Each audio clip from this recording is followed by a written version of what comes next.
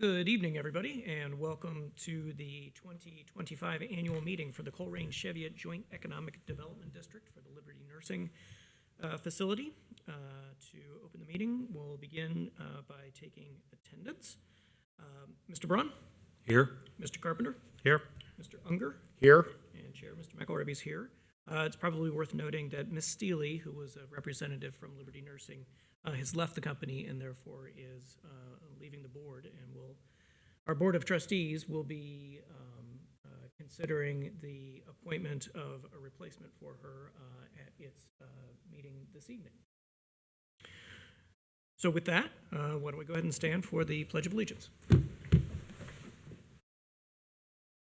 Pledge allegiance to the flag of the United States of America and to the republic for which it stands, one nation, under God, indivisible. Unknown caller. And justice for all. And it's our practice to have a moment of silence, silent meditation as well.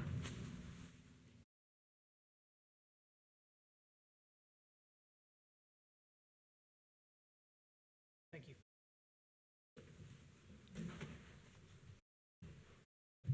So, separate from your board packet, the minutes from the December 19th, 2024 meeting were distributed to the members of the JEDD board. Any discussion of those minutes? I was not a member of the board at the time. I would consider approving them as to form. Is that proper? Sure, that's fine. Okay. I motion that we would approve the format of the minutes as presented. Second.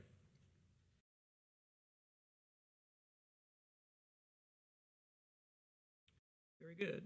Motion has been made and seconded. Roll call vote. Mr. Braun? I'm sorry, I didn't hear. This is a motion to approve the minutes. Minutes? Yes. Yes. So we're going to do a roll call on that. Oh, roll call, okay. So Yes. Mr. Braun? Mr. Carpenter? Yes. Mr. Unger? Yes. Chair votes yes.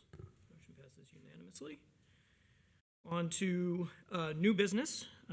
There are a couple of items, a couple of recommendations that came out of the 2023-2024 audit of the JEDD, and both had to do with public records. One is that the JEDD should maintain a records retention schedule. In the past, we had used the records retention schedules of each entities, the City of Cheviot's and Colerain Township's records retention schedules for the records that come to whichever jurisdiction. But the auditors recommend that the JEDD have its own schedule. Attached to your board packet is the records retention schedule for Colerain Township, and the staff recommendation is that the JEDD adopt the Township's records retention schedule as its own. So is there a motion on that item? I motion that we would adopt the Colerain Township Records Retention Schedule for the purpose of applied to this JEDD district. In a second. Second.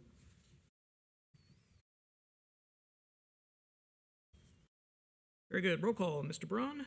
Yes. Mr. Carpenter? Yes. Mr. Unger? Yes. And chair votes yes, so that is adopted 4-0.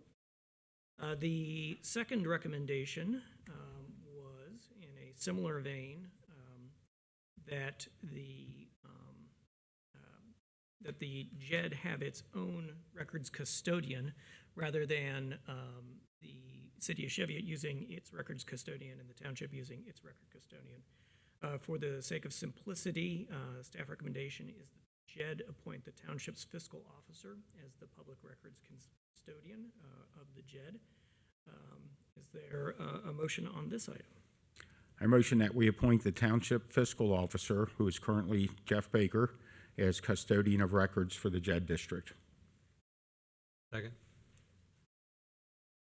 With the motion and second, we'll go to roll call. Mr. Braun? Yes. Mr. Carpenter? Yes. Mr. Unger? Yes. And chair votes yes, 4-0 vote in support.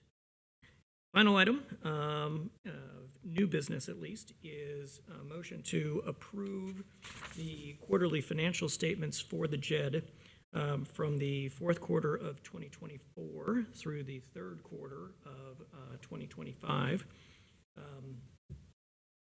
There really isn't much context to provide to these financial statements. The only thing that I would point out is that the third quarter payment was a partial payment, and that there will be an additional payment, or that shortfall will be made up in the fourth quarter submission from Cheviot to Colerain and then on to Liberty Nursing.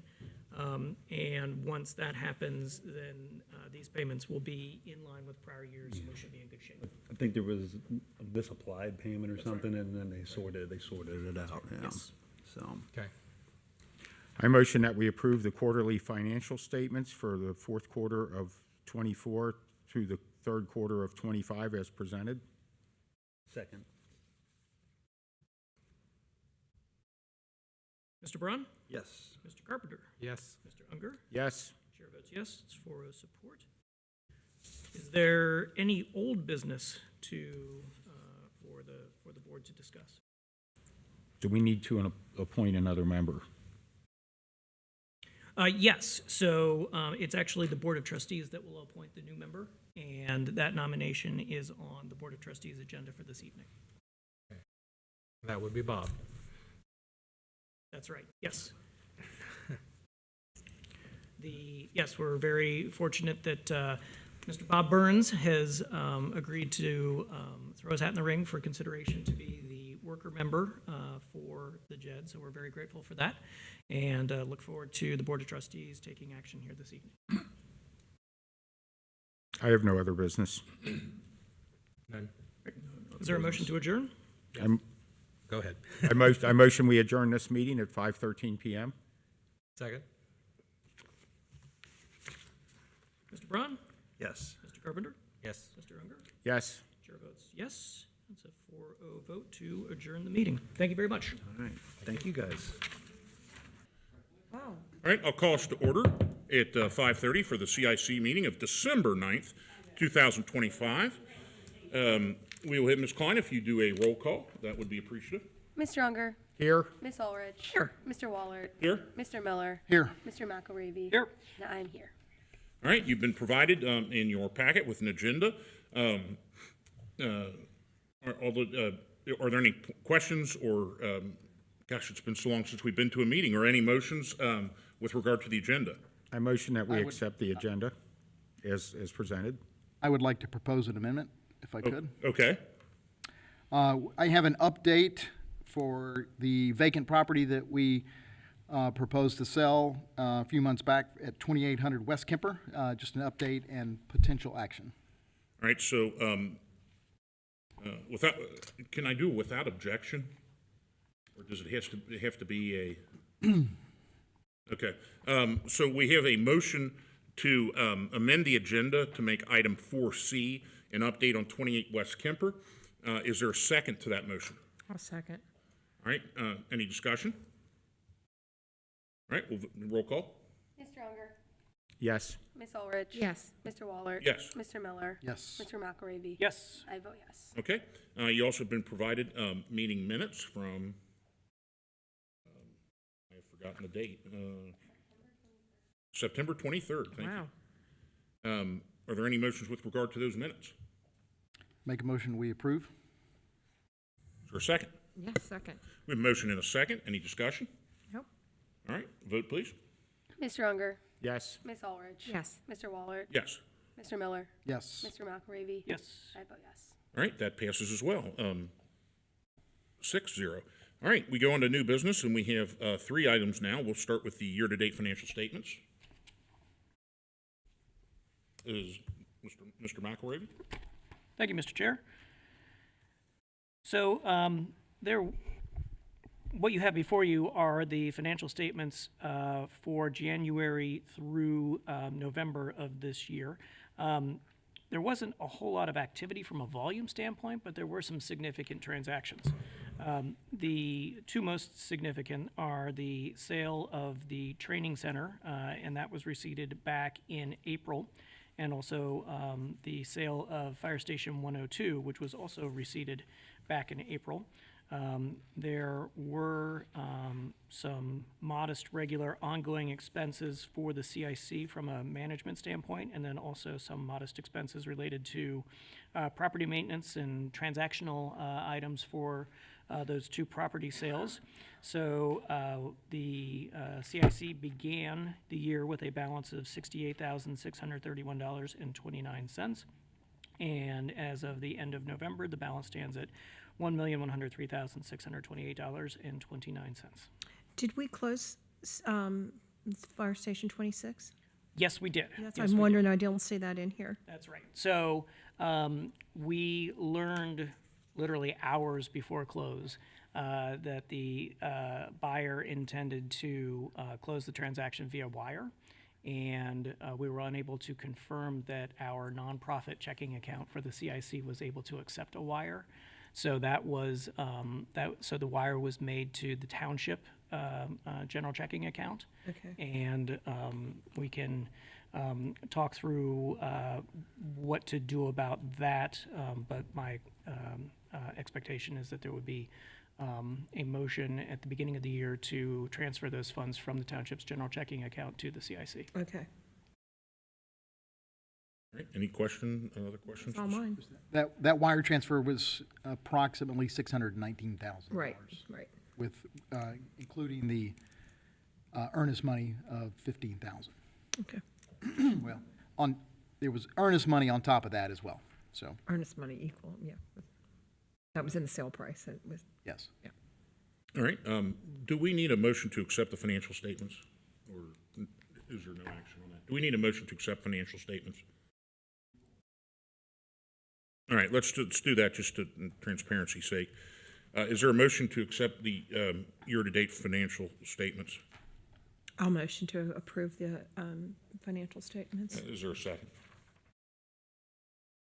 Second. All right, vote please. So I have a Okay, question. yeah. So the revenue from the sale of 26, that, I'm looking at page 3. And, yeah, so that's not going to show on here because it went to the Township, and we're going to have to do that in January. Is that correct? Yes, sir, that's correct. Okay. I'm just looking at the next page. Okay, I'm fine. But it's banked, right? Yes, We have it. we have received it, closed, handed off the keys. All right, any other questions, comments, or discussion? Hearing and seeing none, we'll go ahead and move to a vote. Mr. Unger? Yes. Ms. Ulrich? Yes. Mr. Wallert? Yes. Mr. Miller? Yes. Mr. McElravy? Yes. I vote yes. All right, that passes 6-0. Item B, a motion to appoint Tim Bachman to Community Improvement Corporation. I don't know, Mr. Miller, you tee this up? I do. So, earlier this year, excuse me, our other member of the CIC board was Dave Moravec with the Colerain Chamber of Commerce. And he was, in preparation for his retirement, he was divesting his time of various boards and activities, and so he had resigned at that point. And then we undertook an application process and broadcasting in a variety of ways, applications for membership to various boards, including CIC. And Mr. Bachman, who currently serves as vice chair of our zoning commission, inquired, and we had an interview and discussion about the ways that he might benefit and serve the CIC. And based on his experience, decades of service really as economic development with Fairfield and with Ready Cincinnati, I thought that was a great opportunity for us to be able to bring his expertise onto the CIC board. And so that's why he is being recommended for appointment. The zoning commission does meet tomorrow night, and that's when he'll be tendering his resignation to that board, and he'll just be serving on one of ours, if this is approved. So do we need to, because technically, for 24 hours, he'll be on 2 boards. Is that a problem? No, because there won't potentially be any issues where he could have a conflict of interest. There is the potential that he could serve on both, but given the possibility that the zoning commission might have a similar issue coming from CIC or vice versa, we thought it was most prudent to not serve on both. And was his experience with Fairfield Township or City of Fairfield? City. Okay. And just briefly, because I think this is an important component of this, maybe you could kind of review Ready Cincinnati and what their purpose and goals are. So he was a senior project director for Ready Cincinnati. They serve as the local regional economic development initiative organization for, I think, 14 or 17 counties here in Southwest Ohio. And they are the economic development arm for Jobs Ohio. So he served several years with them as well in that capacity. And so, again, I think he brings a wealth of experience and knowledge. And with his residency here in Colerain, I think it'll be very helpful. And Jobs Ohio is designed for jobs, but also for economic development to bring firms. Oftentimes they'll reach out to different townships, cities, or villages and say, hey, this is what we're looking for. You seem to meet the criteria on this. So I think that would be interesting to have a kind of an insider there. All right. Are there any motions with regard to Mr. Bachman? I motion that we would appoint Tim Bachman to the CIC board contingent on his resignation from the zoning board. I'll second. All right. Any other discussion? Smart guy. All right. We'll call the vote on that. Mr. Unger, Yes. Ms. Ulrich. Yes. Mr. Waller. Yes. Mr. Miller. Yes. Mr. McElravy. Yes. And I vote yes. All right. And next we have the amended item, the update on 2800 West Kemper. All right, so earlier this year, we had put this vacant lot out for sale. We received 3 offers. One was $27,500, one was $25,000, and then another was $5,000. And the two top uses were acceptable. The highest offer was for $27,500 to build a home and an accessory dwelling unit on that. So, you know, kind of like your mother-in-law suite on site. So 2 homes, probably in the range of $500,000 for the 2 of those. So we began the process of negotiating a contract with that offer, and in some initial title work, they found what they described as excessive right-of-way from Kemper onto the property. He described it as 40 feet. Well, I explained to him that our front yard setback for building is 30, and so he's not losing that 30 because of the highway right-of-way. He wouldn't be able to build there anyway. So if he is correct that there's a 10-foot additional right-of-way from the highway, that's somewhat de minimis in my estimation. So I told him that his counteroffer was below the second highest. And I told him that we would likely not accept his counteroffer. And given that he's only going to lose that extra 10 if he's correct, we would entertain a counteroffer if he would like to raise that. So he has brought a counteroffer to us that would be $25,000 for the lot, and that is equal to the second highest offer that we previously received, and he would retain the same purpose of building one home and an accessory dwelling unit. And is there enough room on that lot to do that if he has to stay back another 10 feet? Yes. Yeah, it is 0.875 acres, so it's good size, and it's right there near Abbeytown. I think it fits nicely. And So the grade is not prohibitive of no, building something no, there? as you go up that driveway, there is a little bit of grade, but again, that's going to be your setback for your right of way anyway. So I think he's going to Would be. he be on a timeline to start construction on that house? So the sales contract that we proposed had a 2-year timeline that he would have to start. So and then we had some clawback provisions as well.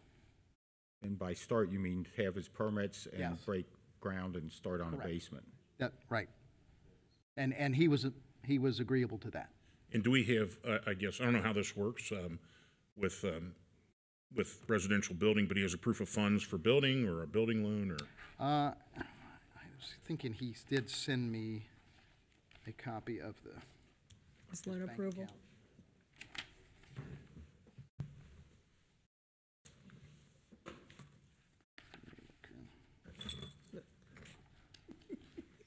I am short today.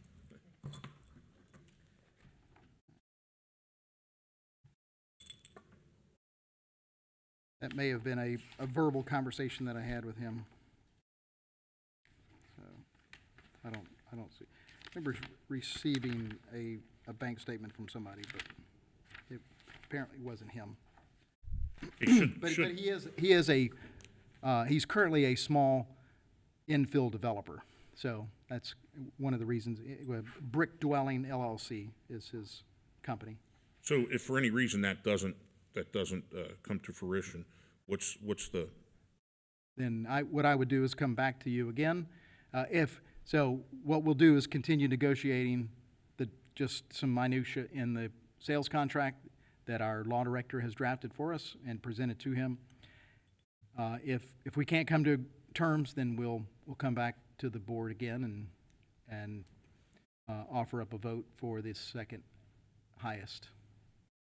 so do you need any action from us? I think we ought to have a motion to accept this counteroffer at $25,000. Subject to additional, To, let me draw that back. So accept the counteroffer amount with giving you the authority to negotiate the details of, that is correct, okay, with the law director. okay. Just to make sure that this actually gets started and completed, because what if he doesn't complete it and he owns the property 2 years from Right, now? that's what, and that the contract does include that requirement to start and build. And the penalty for not starting would be, I think we propose a 10% clawback penalty. He would, if he does not, he would have to pay the other $2,500. we would purchase the property back from him with a 10% penalty. So it'd be 22.5, Correct. and he would, you'll have that in writing. That'll be in the contract. Okay. yeah. Okay. And that's with the LLC or the individual? The LLC. Okay. Mr. Waller, could you restate your motion, please? Okay, gosh, I've forgotten.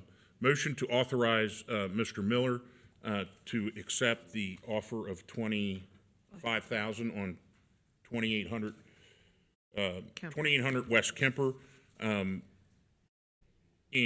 direct him and Mr. Conover to negotiate the details of the contract. Second. Any discussion? Yes, so when the contract is prepared, have it in the format where it can be recorded against the deed to that property at the recorder's office, so that there's no second guessing about this contract. Right. So you will take care of recording it? Yes. Okay. Just a question, are we subject to the real estate transfer tax? Yes, we will be. We're only exempt when it's from Government the to government. township to CIC. All right, any other questions? We'll call the vote on that. Mr. Unger. Yes. Ms. Ulrich. Yes. Mr. Waller. Yes. Mr. Miller. Yes. Mr. McElravy. Yes. I vote yes. All right, that passes 6-0 as well. Are there any other items for the good of the cause? Not for me. Not for me. It would be about that time to accept a motion for adjournment. Okay. I motion that we adjourn the CIC meeting at 5:47 PM. I'll second. All right, we'll call the vote on that. Mr. Unger. Yes. Ms. Ulrich. Yes. Mr. Waller. Yes. Mr. Miller. Yes. Mr. McElravy. Yes. I vote yes. All right, we are adjourned at 5:47. 6 o'clock Verizon time to start the regular meeting of the Board of Trustees for December 9th, 2025. So if we could have roll call Ms. Ulrich, here. Mr. Unger, Here. Mr. Waller. Here. Okay, now can we stand for the Pledge of Allegiance, please? I pledge allegiance to the flag of the United States of America and to the republic for which it stands, one nation, under God, indivisible, with liberty and justice for all. And before you sit down, we have a moment of meditation. With the holiday season, let us celebrate light over darkness and be the light for others. Deepen our compassion and reconnect with what's most important. Center ourselves in gratitude and generosity. Thank you.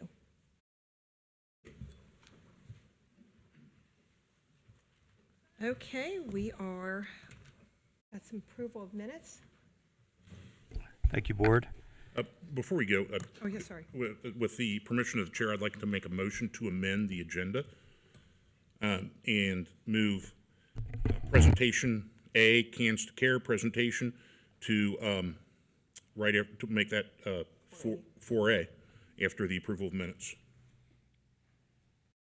I'll second.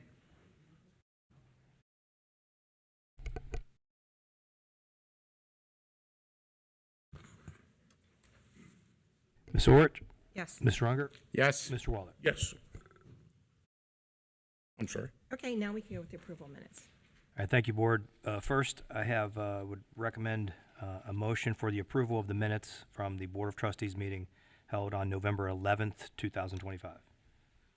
I motion that we would approve the minutes of the November 11th, 2025 meeting. I'll second that.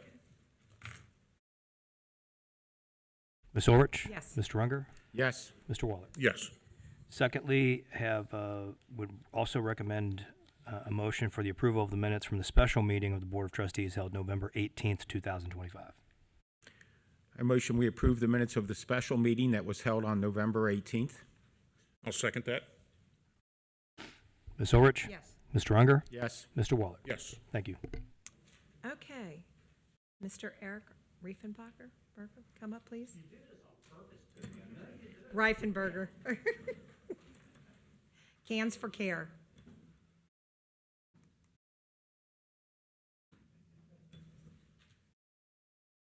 Thanks for coming out, and thank you for this program that's really starting to blow up. I appreciate it. Yes, it's really getting some traction.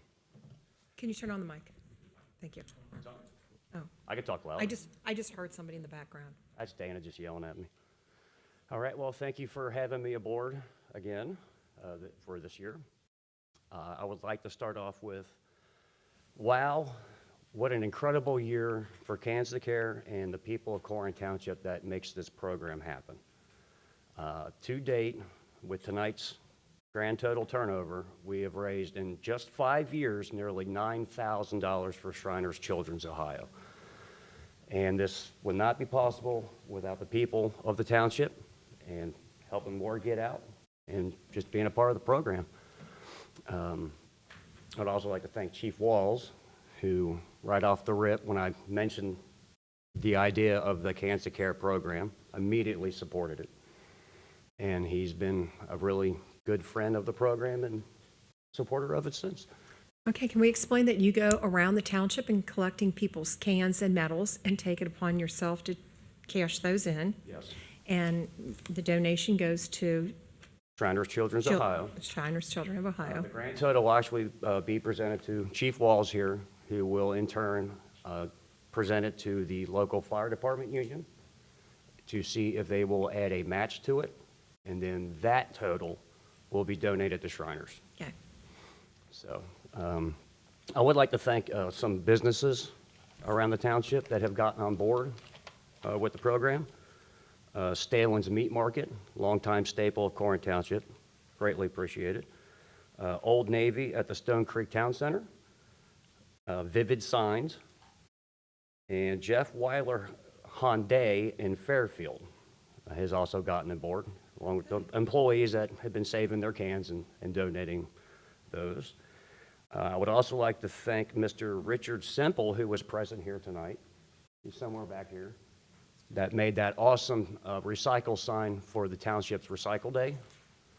And I thought that was wonderful, and it got many, many compliments. So that was a big hit. And speaking of the Recycling Day, for those that have donated to the cause on that day, it raised $124 represented in this to be presented tonight. Let's see. We actually had a double win. We had large monetary donations throughout the year. I do not ask for money, just aluminum cans, but I will not turn down or insult anybody that wishes to do so. So as monetary donations go, that was $1,103. And with the grand total tonight, we beat our previous record in just metal donations alone by $26. So it's a win-win no matter how we look at it. So without further ado, Need our drum roll. I would like to present this year's grand total. And before Eric does that real quick. Sure. So Eric is standing here being very humble. What Eric isn't telling people is he's a burn survivor himself. He was burned in an industrial accident very seriously, spent a significant amount of time in the hospital. So, you know, there's a personal thing here for Eric that makes it so inspiring for me and what he went through as a burn survivor. So me, I'm just lucky enough to get to play a small role in this. Eric came to me in 2020, I think right at the height of COVID. And don't quote me, but I think it was something along the lines of, let's get after it. And the residents, the businesses, and Eric himself deserve all the credit.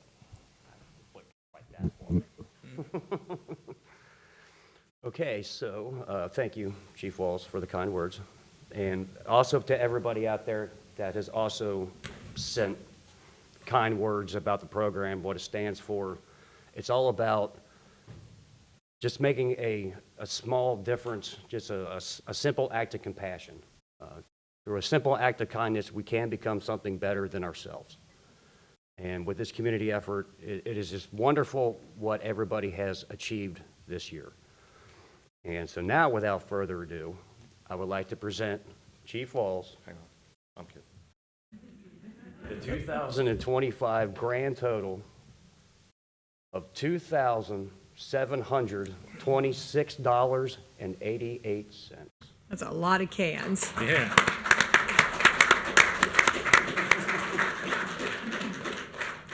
Eric has showed pictures of how much it takes to get $40, $50 in aluminum, and it's a lot of work. Just want to I enjoy your pictures. Also, he is another asset to this community because he was picking up some cans at my house the other day, and he went down Sheets Road, and somebody dumped a lovely couch on the side of the road, and he picked it up and put it in your truck, and you took care of it. Yep. And so you are a great steward to this whole township. That's how I got my original nickname of Batman. Usually that stuff would disappear in the middle of the night. I would show up and it's gone. So. Eric, if somebody wants to get involved, if they want to have their business contribute cans, what's the best way to get in contact with you? I'm on Facebook and pretty much all of the social media outlets around town. Colerain Talks, Colerain Cares, What's Up Colerain. Pretty much if it's out there, I'm on it. Message me. Or we can call the township and we can give them your number. Yeah, I guess I could work too. Thank you for all the hard work you've done with this. And, you know, in this kind of work, you can become skeptical. And when this first came up in 2020, I'm like, well, this isn't going to move the needle. You've moved the needle. And I think it's just a remarkable thing. I love your quote here. I screwed it up, but I wrote it down. With a single act of kindness, we can become better versions of ourselves. It's just incredible, and that's all this is about. In a time when there's a lot of things that divide us, this is certainly an effort to bring us back together, and I think it's fantastic. It has wisdom beyond its original purpose because you know, I've been up here smiling, can't wait for you to present this, and it shows that, you know, that all of Colerain cares, and if you want to get involved, please get involved. A lot of businesses now have places and that they save these cans, and we look to increase that next year. Yep. There's nowhere to go but up, really. Yeah, so we're going to throw down the gauntlet right here and right now for 2026. Everybody who's watching, everybody who's here, let's top it. You know the number. Thank you. Fantastic, thank you. Thank you to both of you. All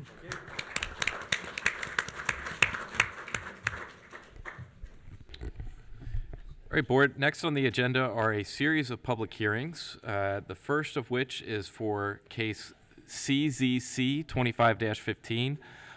This is for a requested map amendment to rezone the property located at 3882 Colerain Avenue from rural estate residential to Avenue Mixed North. And I would recommend opening the public hearing. Just for those in the audience, as we go through each one of these public hearings, our law director will ask you to stand to be sworn in, and then we will let anybody, including the applicant itself, come up and provide testimony as part of this public hearing. So I'd recommend opening the public hearing. So I'll motion to open the public hearing, CZC 2515, 3882 Colerain Avenue, from rural estate residential to Avenue Mixed North. I'll second. Ms. Orich? Yes. Mr. Unger? Yes. Mr. Waller? Yes. Great. So right now, anyone that would like to speak in this public hearing, so I think this is probably what most of you are here for, but I'm going to have you go ahead and just stand and raise your right hand. I'm going to have to swear you in. So if you're thinking about speaking, go ahead and stand. Do you swear that the testimony that you're going to give tonight is the truth, the whole truth, and nothing but the truth, so help you God? Great. So when you come up this evening, the chair will call people up just kind of in turn. Please state your name and address and verify that you've been sworn in. If you forget, I will interrupt you and remind you, not to be mean or rude, but we just want to make sure that we have it all on the record. So thank you. Back to you. So you want to come up and speak first, since you're still standing? That was the intent. Okay. Good evening, everyone. My name is Alyssa Fernbach Makehouse. My address is 4090 Brown Farm Drive, Hamilton, Ohio 45013. So I am here. Can you just verify you've been sworn in? Thank you. Sorry. Thank you. I'm here this evening on behalf of the Fernbach family. My family has owned this property since the 1940s, where my grandfather had a mechanic shop. My grandparents were lifelong residents of Colerain Township and raised their 5 children here. I'm here today to request that the Colerain Township change the zoning to Mixed Avenue North, not to incorporate a dispensary, but because myself, I am a business owner and have a future intent with the property. I do own an appliance store and travel about 50 minutes each way every day to 6 days a week, 9 to 6. And this would make my life a lot more convenient. We operate from 9 to 6, so we wouldn't be a 24-hour store or anything like that. So most of you guys are familiar with the property because my Aunt Paula has a produce stand there. And some of the lifelong residents of Colerain Township know that this parcel was once part of my grandfather's business. So it was at one point a business and still operates today as a corn stand, which I think kind of shows best use for it. Why you should consider changing the zoning. This was once a thriving repair shop and still today a produce stand. In 2011, Colerain Township conducted a land use plan, created a land use plan, and in this land use plan, it is labeled as office space, not residential. My background is also in architecture, so I know from land use plans that this is the highest and best use for the property, determined by educated individuals who have looked at the surrounding landscape. So this parcel is kind of in a juxtaposition because it is located next to Rumpke. Across the street is now Wawa, but even before that it was a business. And down further, Old Colerain, there are several other businesses, such as, well, Braun Heating and Cooling, right directly across the street, MWH Services, Art on Fire, Highway House, Beavis Towing, Vina Colette, and now there's a new landfill on the corner of Bank Road and Old Colerain. So I'm not here to ask you to change the zoning for a dispensary. I am here to ask you to change the zoning to allow for a business to thrive in this location again. And I hope that, you know, even if you are not ready to make a decision this evening, that this is a conversation that we can continue. Thank you. Thank you. Thank you. Okay, who would like to speak next? Okay. Good evening. Welcome. Doris Hobner, 4459 Day Road, and yes, I've been sworn in. this, okay, all right. Well, I am here because I had heard that the intent was for a dispensary. So my first question would be, if you approve the zoning change, are you still able to control the type of business that goes in there? So if it's not a dispensary today, can it not be a dispensary a year from now? So I don't know what the answer to that question is. So that would be something I would want to know. Okay. I do think that what goes there is very important. Again, we're talking about our property values there. That is the front door to our neighborhood. We already have Rumpke to think about with our property values. We all knew they were there when we moved there, but yet it does affect our property values. Now we have the Wawa. We have lots of commercial business up there. I think depending on what it is, I may not be opposed to it being some type of business, but I definitely would not want it to be a dispensary. I don't think it's safe. We have a bus stop right there. We've got a church right at stone's throw from there. I've had my 16-year-old grandchild say if that was something that was there, it would make her feel unsafe. And they live right by us. Traffic, if you live in that area, you know the traffic coming up out of Ross is enormous, to the point now where there are times of day where even with the arrow, we cannot get out of Old Colerain without sitting through 2 or 3 light options. We just have to sit there and wait. Or we have to go across through what's supposed to be the left turn lane on the green light, across and cut over Generation to get on Colerain Avenue. Because between the traffic from Ross and the trucks coming out of Rumpke, the traffic is backed all the way up to the light, and you just sit there. So that is something I think is very important to consider as well. I know that it's tax revenue for the township. I'm not opposed to development, but I just want to say I am very opposed to that ever being a dispensary. Okay, thank you. Thank you. Go ahead.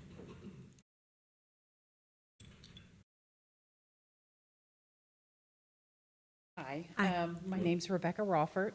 I live at 6049 Day Road, and I have been sworn in. Okay. This is my first time ever doing this, so bear with me.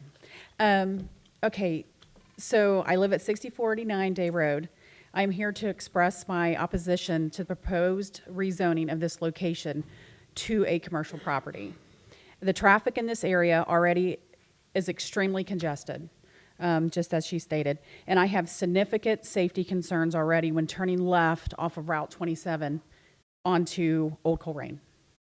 The addition of the new Wawa has already created a bottleneck, and further commercial development would also only worsen that situation. There are numerous vacant commercial properties already available in Colerain, on Colerain Avenue, that could be utilized instead. For this reason, I request that the rezoning request be denied and the zoning board's decision not to rezone 3882 Colerain be upheld. That's all I got. Thank you. Thank you. Very well for your first time. Go ahead. Come on.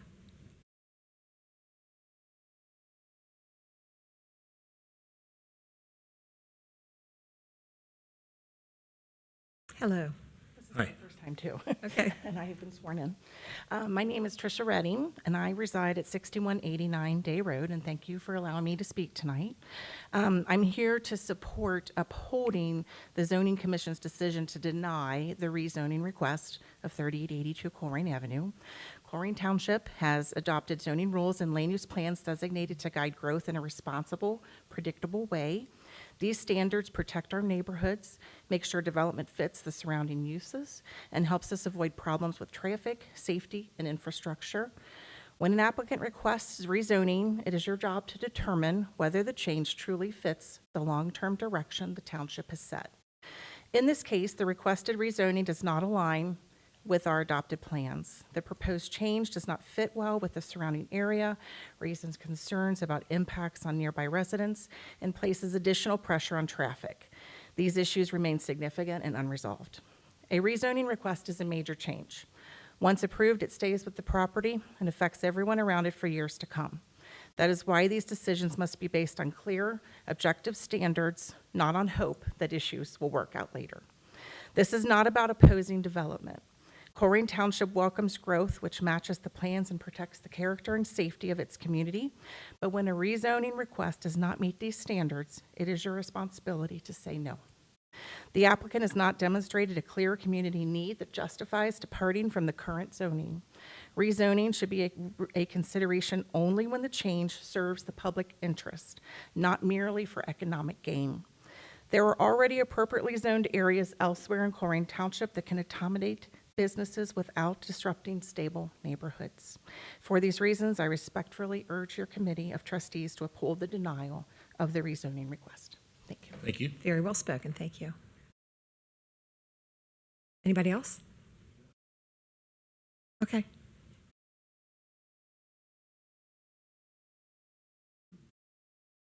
My name's Edward Mitchell. My address is 3524 Ribble Grove Drive, and I've been sworn in. The idea of dispensaries on Colerain Avenue. I have to say that I think the idea of the one to be rezoned now is a much better option for a dispensary than the one that's been approved by Burger King on Colerain Avenue by the entrance to the mall. My home is within 300 feet, and other people's residences within 10, 20 feet. There's children in my area. So if you guys can approve a dispensary by Burger King within 10 or 20 feet of residential properties, I don't see any reason in the world why you wouldn't zone a dispensary across from a landfill, because that seems to be a much better idea.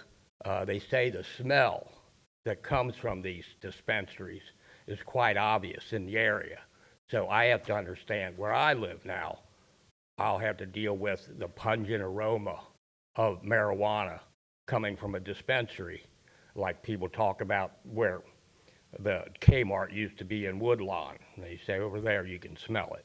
So if there's anything to do, I think it'd be great to have another dispensary down the street from the one on Colerain, because at least that would cut the traffic down, because the traffic at Mall Road there on Colerain by Burger King and the gym and every other kind of business, there's already 36,000 plus cars a day that go past that intersection.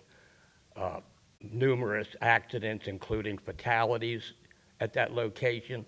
So another dispensary down the street, I think, would be a great idea, just to cut down the traffic. Thank you. Thank you for your insight. Okay, Chris.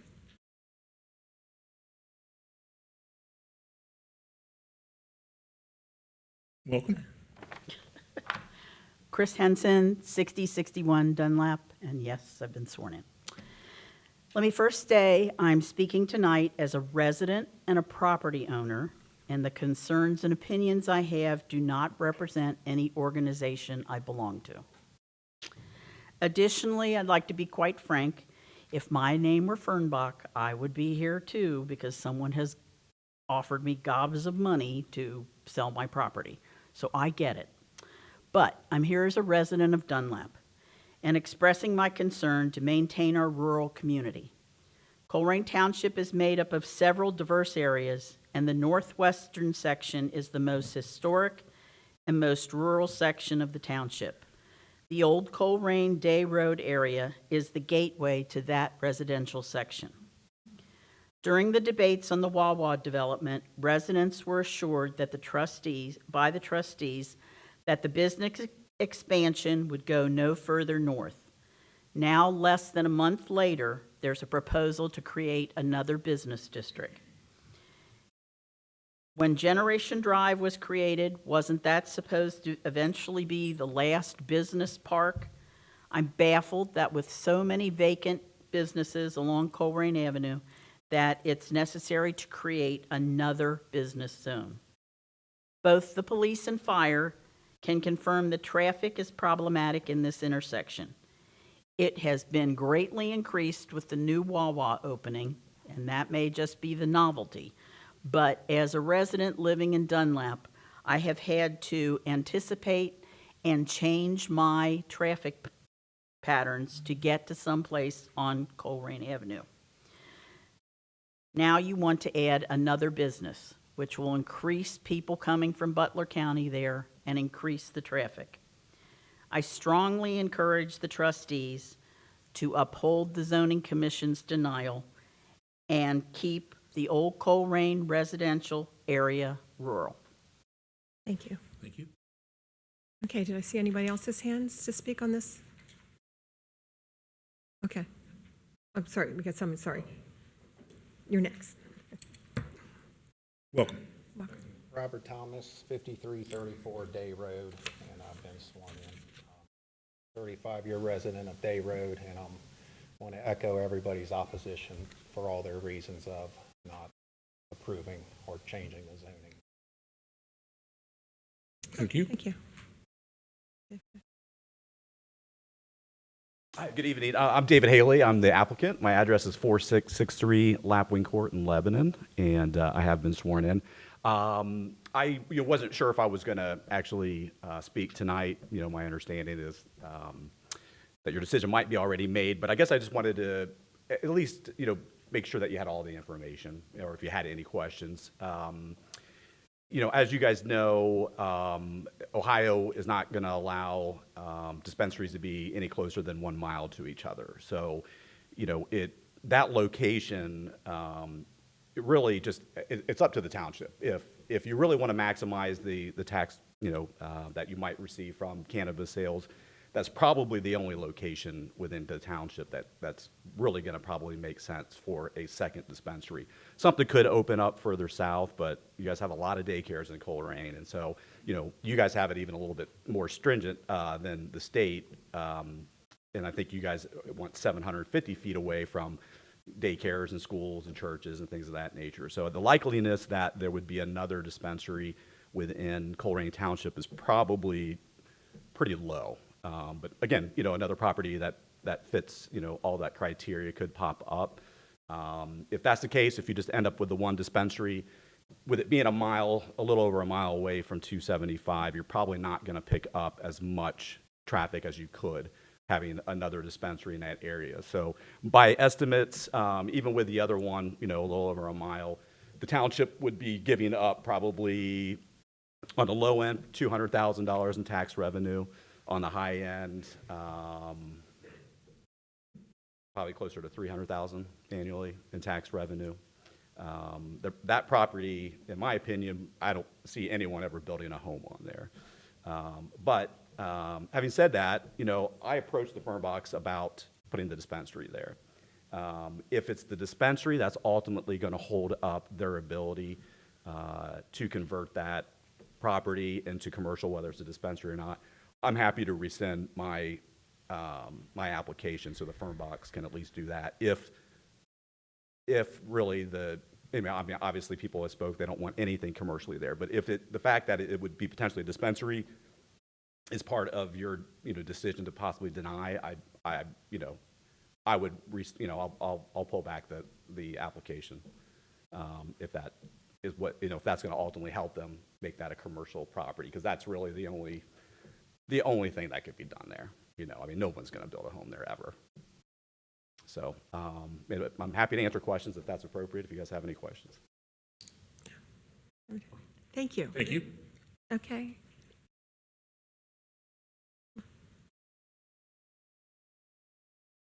Good evening. Good I'm evening. Dennis Fernbach, and I have been sworn in. About the property, really, it seems like everybody doesn't want anything to happen with that property, but in the past, my father was knocked out of 2 businesses on that property through expansion, through making the road different, this, that, and the other, since it was elevated so high years and years ago. For as long as we've been in the township, I just don't understand why it would be an issue to put that piece of property as a piece of business property. The rest of the The rest of the business up through there has been there quite a long time, except for who is in the fire station at Dunlap. That business has come along recent, very recent. And if we're not going to have no more business north of Struble Road, how did that get there? That's kind of my question of why that business was added up there at Dunlap, and we're not allowed to put any business on that property at Colerain Avenue. Doesn't hardly make sense to me. Any questions? Thank you. Thank you. Thank you very much. Okay. Anybody else? Okay.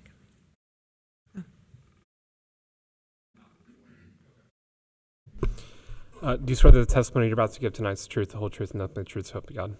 Thanks. Just name and address. John Schusler, 8824 Nabita Drive. I'm a community planning student at UC. I am a medical marijuana patient, and I'm Colerain Township resident, so I just kind of didn't plan on it, but would like to comment here.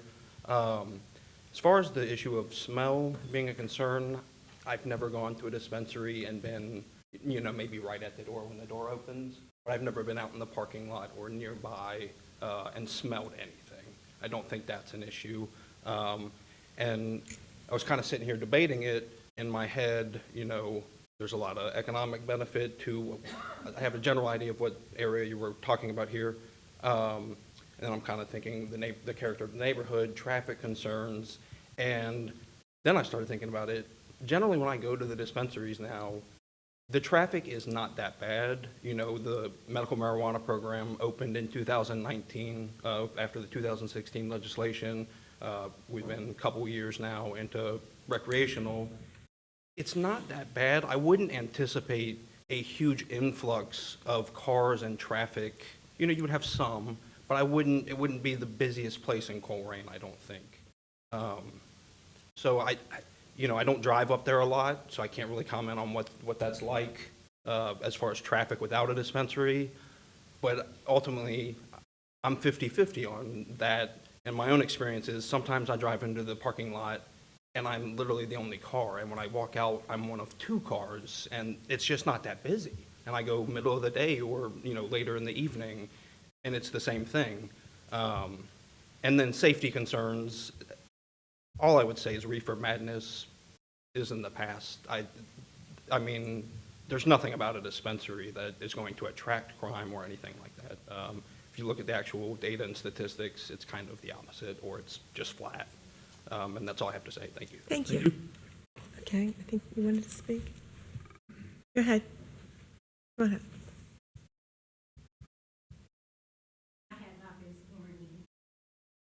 Do you swear that the testimony you're about to give tonight's the truth, the whole truth, and nothing but the truth? The truth, so help you God. Just name and address, please. My name is Jennifer Wiggins. My address is 2843 Struble. And I heard a lot of people talking about the other end of Colerain with this dispensary, but let's talk about the Struble end, where Struble and Pippin is a lot of accident anyway. And it is going to create a lot of more traffic coming up from the Pippin way. Cars are already flying up and down, and to get to the dispensary, I mean, I'm not saying that they're going to be high and flying around like that, but I'm just saying it's going to be more urgency to get there. I am a nurse. I have seen a lot of accidents right here, Struble and Pippin, and yes, it will create a lot of more traffic. So it's just not the traffic that these guys are seeing on the part of Colerain by Rumpke. And yes, Rumpke do smell, and it's coming even further down Pippin, so we don't need the smell of the dispensary, as you said, that it's going to smell. So that's all I have to say. Thank you. Thank you. Is there anybody else that would like to speak on this topic? Okay. I'm also involved with this. Well, this is my daughter. So my take-in, Dennis Sorry, spoke to it. can you just go ahead and state your address and that you've been sworn in? 6070 Filiger Road, Batavia. Thank you. And I've been sworn in. Thank you. Dennis spoke to what his family's was with this. His dad basically lost his business twice in his life. This is a legacy property for this family, and they're a fine family. And now my daughter is interested in it, and she would bring a legacy business to that. Lee and Jack's is a 70-year-old business in Batavia. So it would take an east side business, bring a west side avenue of it. She lives out here on the west side. It would be a perfect use for this property. It wouldn't bring, you're not going to have tons of traffic, people running in to get appliances. Maybe Black Friday, but not so much otherwise. It would be a perfect use for a legacy property for a legacy owner to come in and do something with. Thank you. Thank you. Okay. Anybody else? Okay, hearing none, seeing none. You want to make a All right, motion? I'll motion to close the public hearing on CZC 2515. I'll second. Ms. Orich? Yes. Mr. Unger? Yes. Mr. Waller? Yes. And just for those in the audience, we'll go through the rest of the public hearings. There will be citizen comment, trustee reports, and then we will take action on the various public hearing items. So the next public hearing before the board tonight is case CZC 25-14.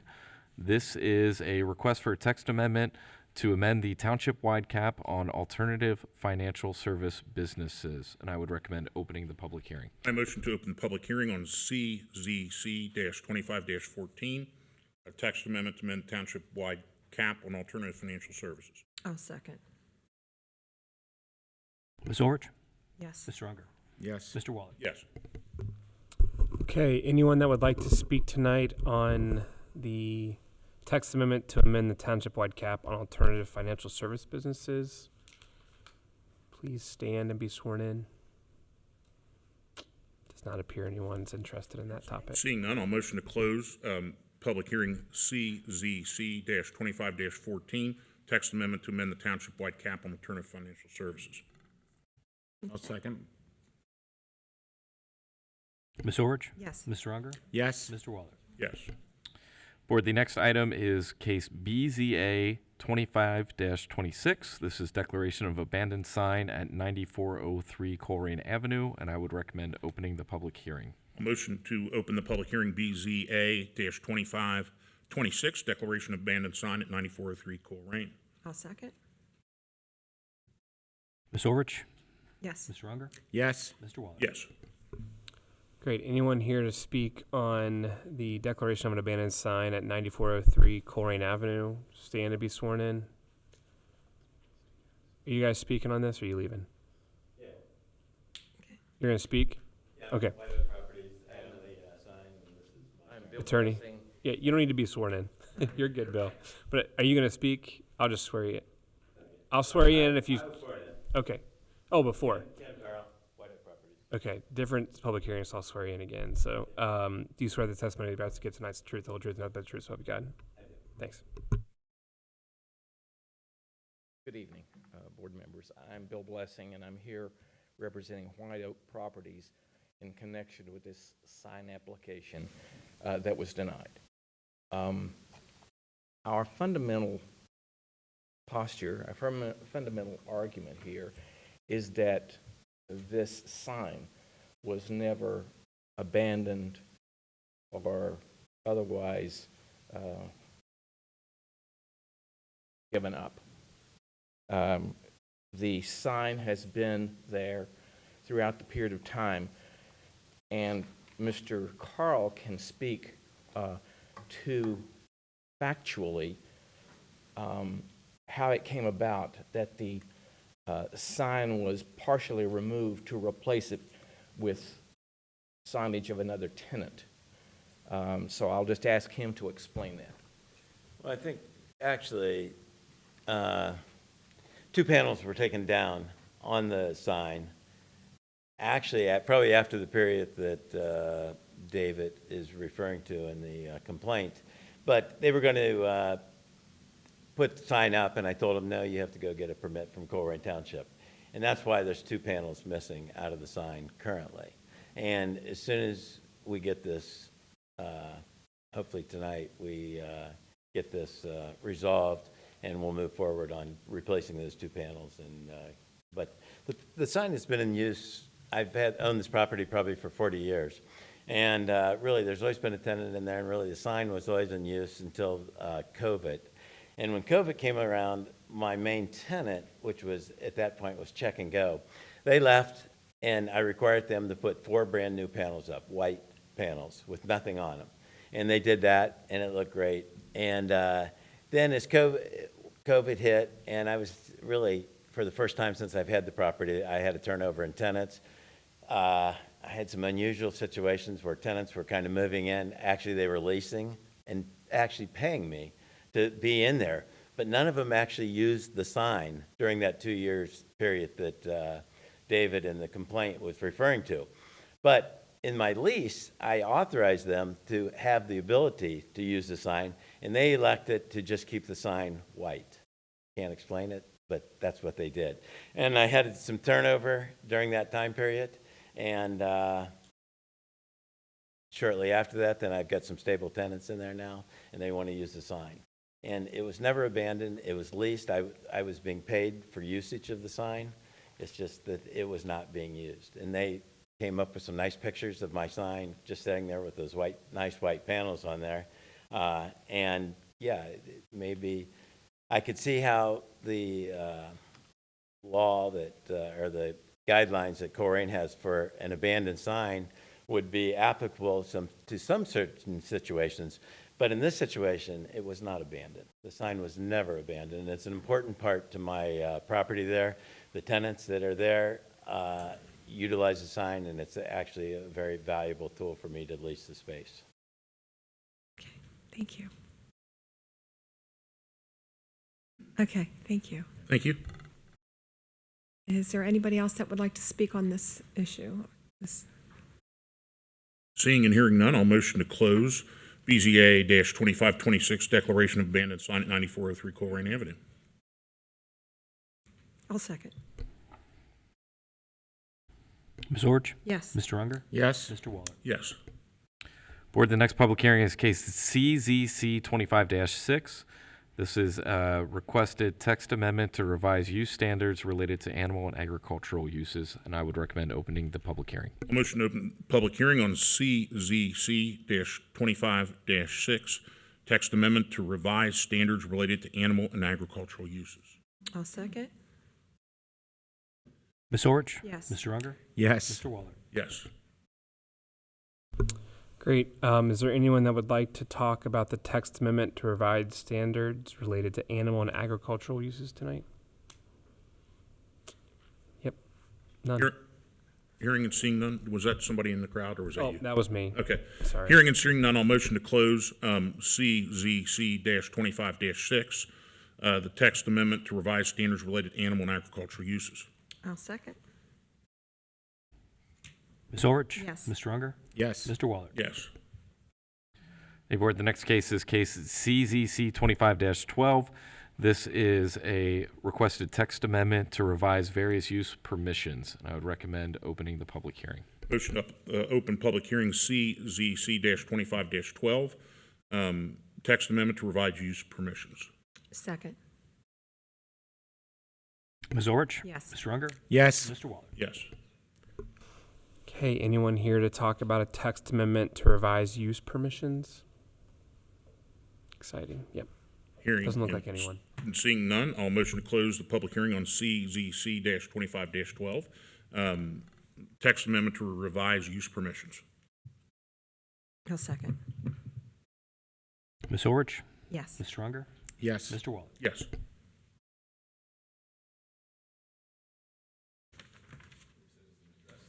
Okay, now, we have citizens address. We have this beautiful little issue thing here. The green light gives you your 5 minutes. And when it hits your 5 minutes, the red light will go off. And we really, please, we would like you to abide by the red light and stop your speech at that time. But there's an also statement. Please be aware that the statements and opinions provided by members of the public during citizen address do not necessarily represent the views or positions of Colerain Township, nor are they guaranteed for accuracy. The township does not vet, fact check, pre-approve, or review any such commentary prior to citizens address. And with that being said, Doris, okay, I want to double check with that one. Okay, Lisa, you gave me, oh, you have another one. Sure, no problem. Thank you. I'll give them in the order that they're received. Thank you. Okay. Thank you.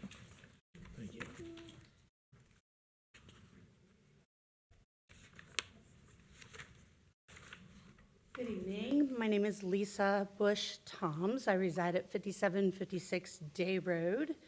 Who knew I had to come to a township meeting to meet all my neighbors? Hi, all. I am actually here to address some of the zoning on signs that was adopted last year by the board. I'm also a local business owner. I own Bushwhacker Salon on Cheviot Road in White Oak. As a resident of Colerain Township for almost 40 years, improving equity in at least 6 properties in that time, as well as growing my salon company for 35 years in Colerain, the last 32 at my current location on Cheviot Road, I consider myself a committed community partner. My salon company brings consistent traffic to nearby businesses. Local commerce grows when small business thrives. The economic impact my salon company has in Colerain Township, our software shows that the top 10 zip codes outside of Colerain and Harrison, Dearborn County, including Bright, Lawrenceburg, West Harrison, Hidden Valley, and St. Leon, and Butler County, including Ross, Fairfield, Westchester, and Liberty Township. We attract clients from multiple surrounding communities. Those clients often dine, shop, and use services nearby. Our success supports the overall township economy. Between July and December of this year, 9,652 people viewed my business profile on Google. 2,424 of those people interacted with my profile via calls or directions. We are now online booking, and we are getting people from all over the city. We are second in a Google search and third in Yelp when you're looking for a Cincinnati hair salon. I currently have 14,335 people in my database. We have 563 new guests since January of this year. We currently have 68% retention, which is 30% above the national average for hair salons. The current challenge I'm facing right now is my sign was damaged over the weekend. It was a catastrophic event, completely out of my control. But I want to give you a little side note. In 2020, we went through a rebranding. I was eager to build a softer look to the outside of my business as I'm surrounded by asphalt. My wish list included replacing outdated letter sign to an electronic one, lowering the height of my sign to a height still above an average car since it's in the middle of my parking lot, and building a type of flat rock base, creating a flower box in between the poles. Once I got into this and started getting quotes, I very quickly realized it's a pipe dream for a small business, and I could not simply afford the signage changes. My business sign was destroyed due to a car accident. I have no control over this, yet I am the one that is left with the problem to solve.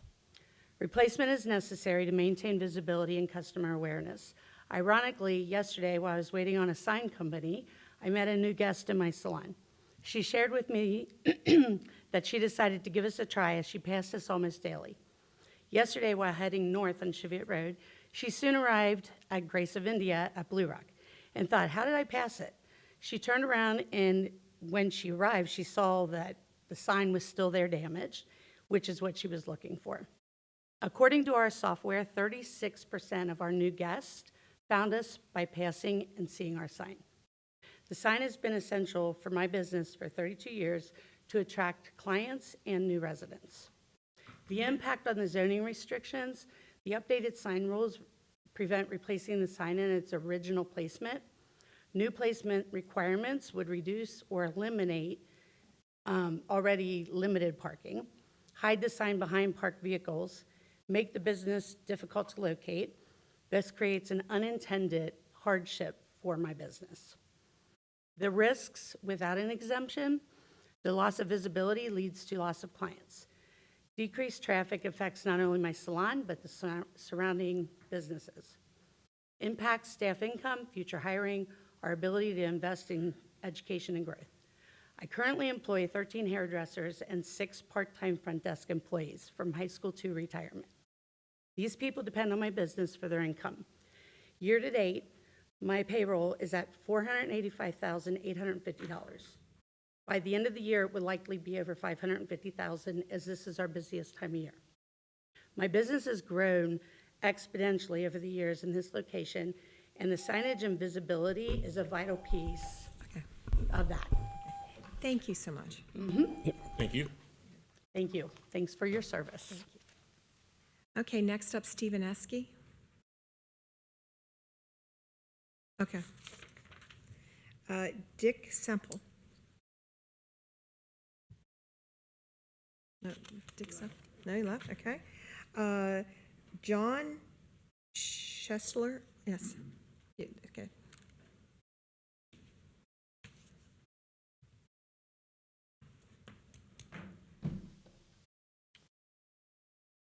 Hello. Just state your name and your address, please. John Schusler, 8824 Navita Drive. Good evening, trustees. As I mentioned earlier, I'm a Master of Community Planning student at UC and plan on law school after that. I spoke at the meeting last month. I came to generally voice my support for a dispensary in the township and deliver an economic impact report. I was late to the party overall as the township was moving forward favorably with the idea. At some point in the day before I came and spoke, I began looking at Ohio Revised Code and came across law that makes the township's intended deal with a dispensary a potential issue. To be clear, I want a dispensary in the township. I want two. I want the township to profit and benefit from them. However, I am generally a stickler for the law and rules, and I think the way the township is approaching the issue is short-sighted and makes us less competitive as a business environment. After I say what I have to say here tonight, you likely will disagree with me, what I have to say, and dismiss it, and that's fine. But I'm of the strong opinion that if challenged in court, the township would lose quite quickly.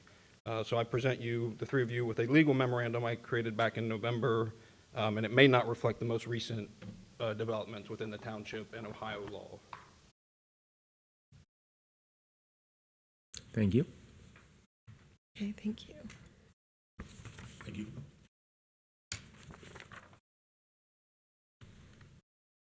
So basically, the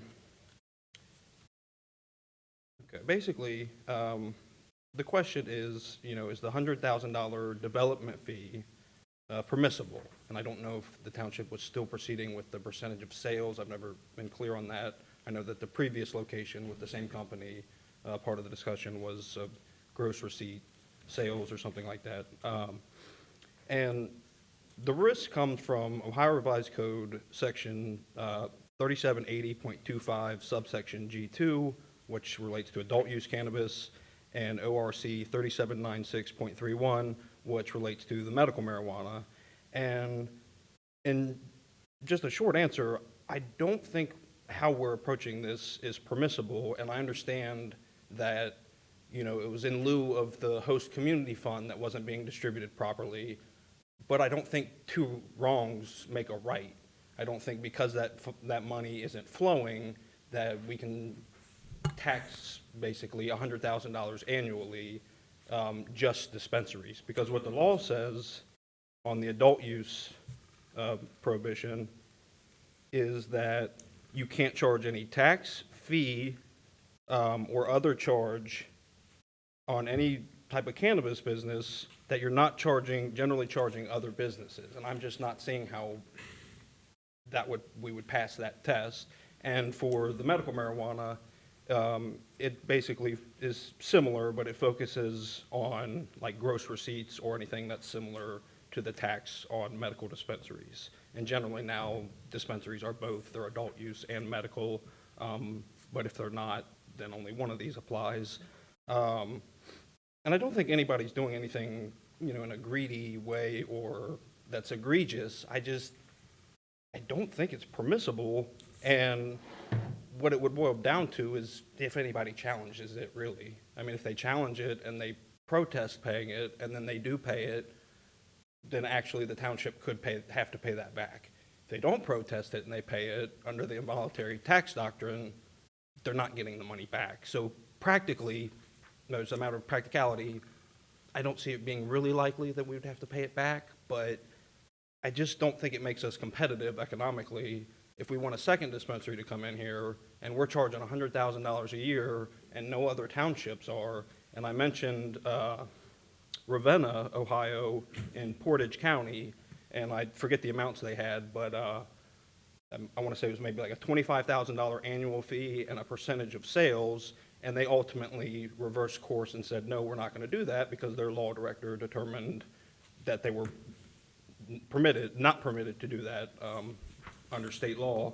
And, I think with the Ohio Senate Bill 56 that the Senate has approved recently, I do think that the host community fund is going to open up, hopefully, and that's a good thing. So I'm just up here kind of being a stickler for the rules and, making a legitimate point that I see some concern there. And the biggest thing, I think, rather than just strictly going by the rules, is I don't think it makes us competitive, from a business standpoint. Thank you for your time. Thank you. Oh, perfect timing. Okay, Gerard Schmidt? Gerhard Schmidt, 3704 Blue so Rock sorry. Road, Colerain Township residence for 43 years. I have 3 points, questions and requests. Number one is the 15 November Colerain Give Back Day. I understand it was the 9th annual. I'd like to get some information on a report on how many volunteers, how many residents were helped, how many organizations participated. I noticed there were teams that brought people out. I also noticed some teenagers that brought their parents to work, or maybe it was the parents that brought their teenagers to work. That was really great. The ages I noticed were somewhere around 12 to 73 years old. So just some feedback on how successful it was, and please have another one next year. Point two is in 2025, there were several Coffee with Chiefs. I found those to be positive, especially the one in October at White Oak Garden Center, and the one in November at the new fire station, number 26. Please continue those next year. I saw a lot of people come, talk to the police, the firemen, and the chiefs that were there, and the other people that showed up. Number three, sidewalk design. A new sidewalk going in on Pool Road between Cheviot Road and Colerain Avenue. It's probably too late to change the design. I don't know who designed it. That thing has probably 6 or 7 zigzags in it. It doesn't look straight. I don't know if it was done by who. Don't do those again. If the road is straight, make the sidewalk straight, or at least meander instead of all those zigzags. I hate to see a handicapped person try and walk down that sidewalk to get from one place to another. Other than that, thank you for your 5 minutes. Thank My you. 5 minutes. Thank you. Thank you. Thank you. Okay, now we are going to go, well, before I go to administrative reports, is there anybody else that did not fill out a form that would like to speak during citizens' address? Okay, then I guess we'll go to administrative reports. Yes, and the first report tonight will be delivered by Fire Chief Alan Walls.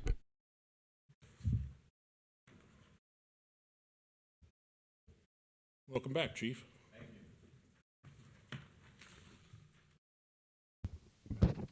Good evening, everyone. I can quickly respond to the Colerain Give Back Day. There were 200 volunteers that came out to assist neighbors in the community in 65 different homes throughout the township. So 200 volunteers, 65 homes were helped with what was our 9th annual Give Back Day, and there will be one again next year.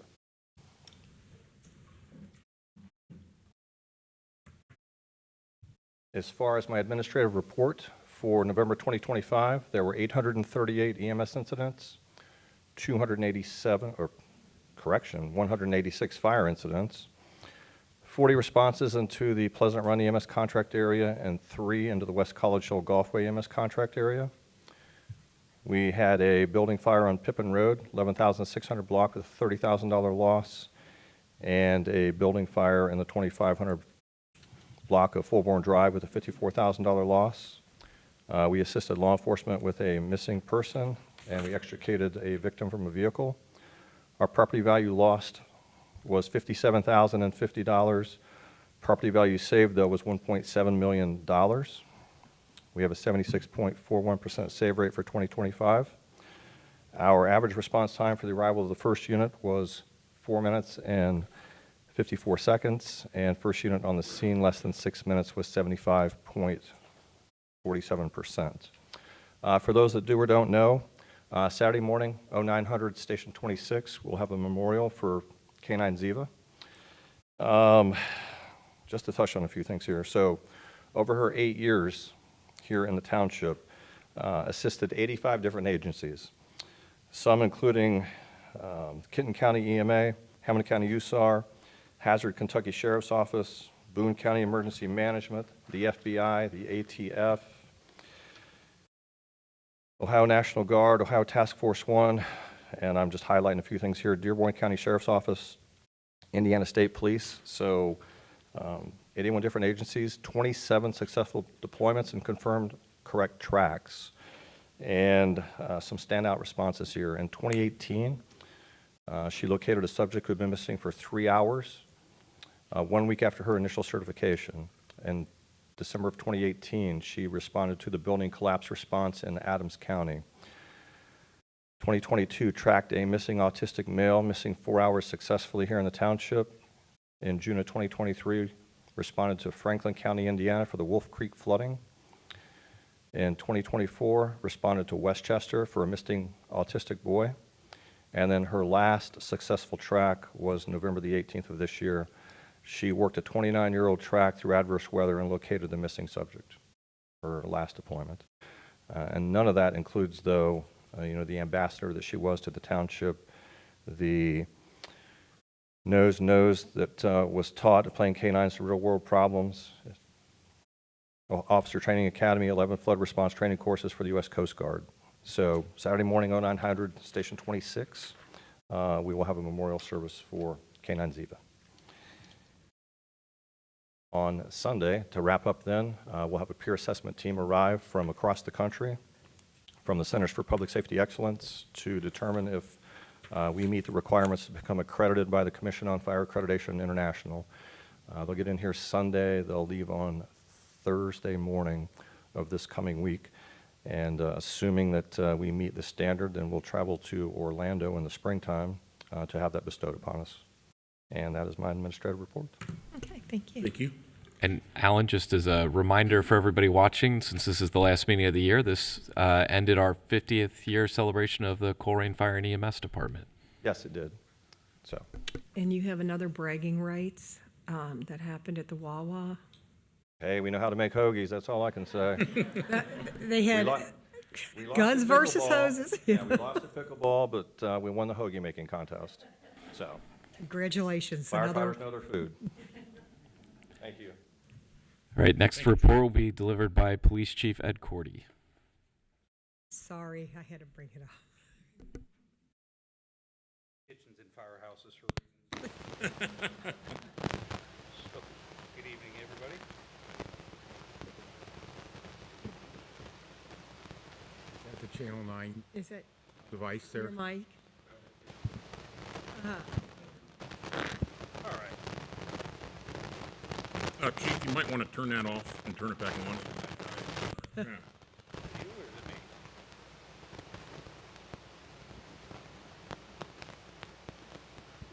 It's not up here. Technical error back there. It's okay, I can talk through it. Okay. All right, for the police department for the month of November, we responded to 3,757 calls. That puts us at 41,781 calls for the year, and that's averaged to 125 calls for service per day. We conducted for November 290 traffic stops, handled 195 auto accidents, made 108 arrests, while handling 51 animal complaints. We had 9 OVI arrests, wrote 340 citations, hit 2 uses of force, one being a strike, another being a usage of a taser, 1 internal investigation, 3 vehicle pursuits. busiest day of the week was Saturday, followed by Sunday, which is a little bit out of the normal. But again, our busiest hours, 7 a.m. to 1 a.m., with 4 p.m. being the busiest of the day. A little bit slower of a month for the impact team. They had 28 targeted traffic stops, handled 3 felony arrests, 9 misdemeanor, seized almost 3 grams of fentanyl, 1.1 grams of cocaine, 2.2 grams of crack cocaine, 2 firearms, a couple stolen vehicles, 6 canine deployments, had 250 hours of investigative follow-ups on tips while executing 3 search warrants. Update on our staffing. Good. We currently have 59 officers, one of which is in the police academy, expected to graduate in the next couple months in February. The question that was asked already from the crowd to me is, are we hiring more officers? We're trying to. We conducted so far 30 panel interviews in the past 2 weeks and received over 100. We good? What do we got going on now? We're using a water bottle. We're using a water bottle to fix the problem. Okay. And we've received Good call, Dan. 100 applications so far for our newest hiring process. 69 of those applicants are still in the process, and hopefully we're going to have a couple applicants for you here in January. Just to reiterate just a little bit here, if we're able to get any lateral officers, so another officer from a different jurisdiction that comes to Colerain Township, realistically, that's probably about a 3 to 4 month turnaround from point of hire of application to hire to put them out on the road for solo patrol, about 3 to 4 months for that. If we do have to hire a brand new individual that has not been certified by the state, we're looking probably at least in the neighborhood of 12 months for that person. So while we do have the ability to hire some new officers, it is expected to take a substantial amount of time. Just an update for our flock cameras that are up and running. They're still continuing to do a fantastic job for our department. We had about 4.5 million reads in the last 30 days. We have, the cameras hit 660 stolen vehicle plates, 258 stolen vehicles, and 174 wanted individuals through NCIC, which all typically mean crime of violence or a felony. Love it.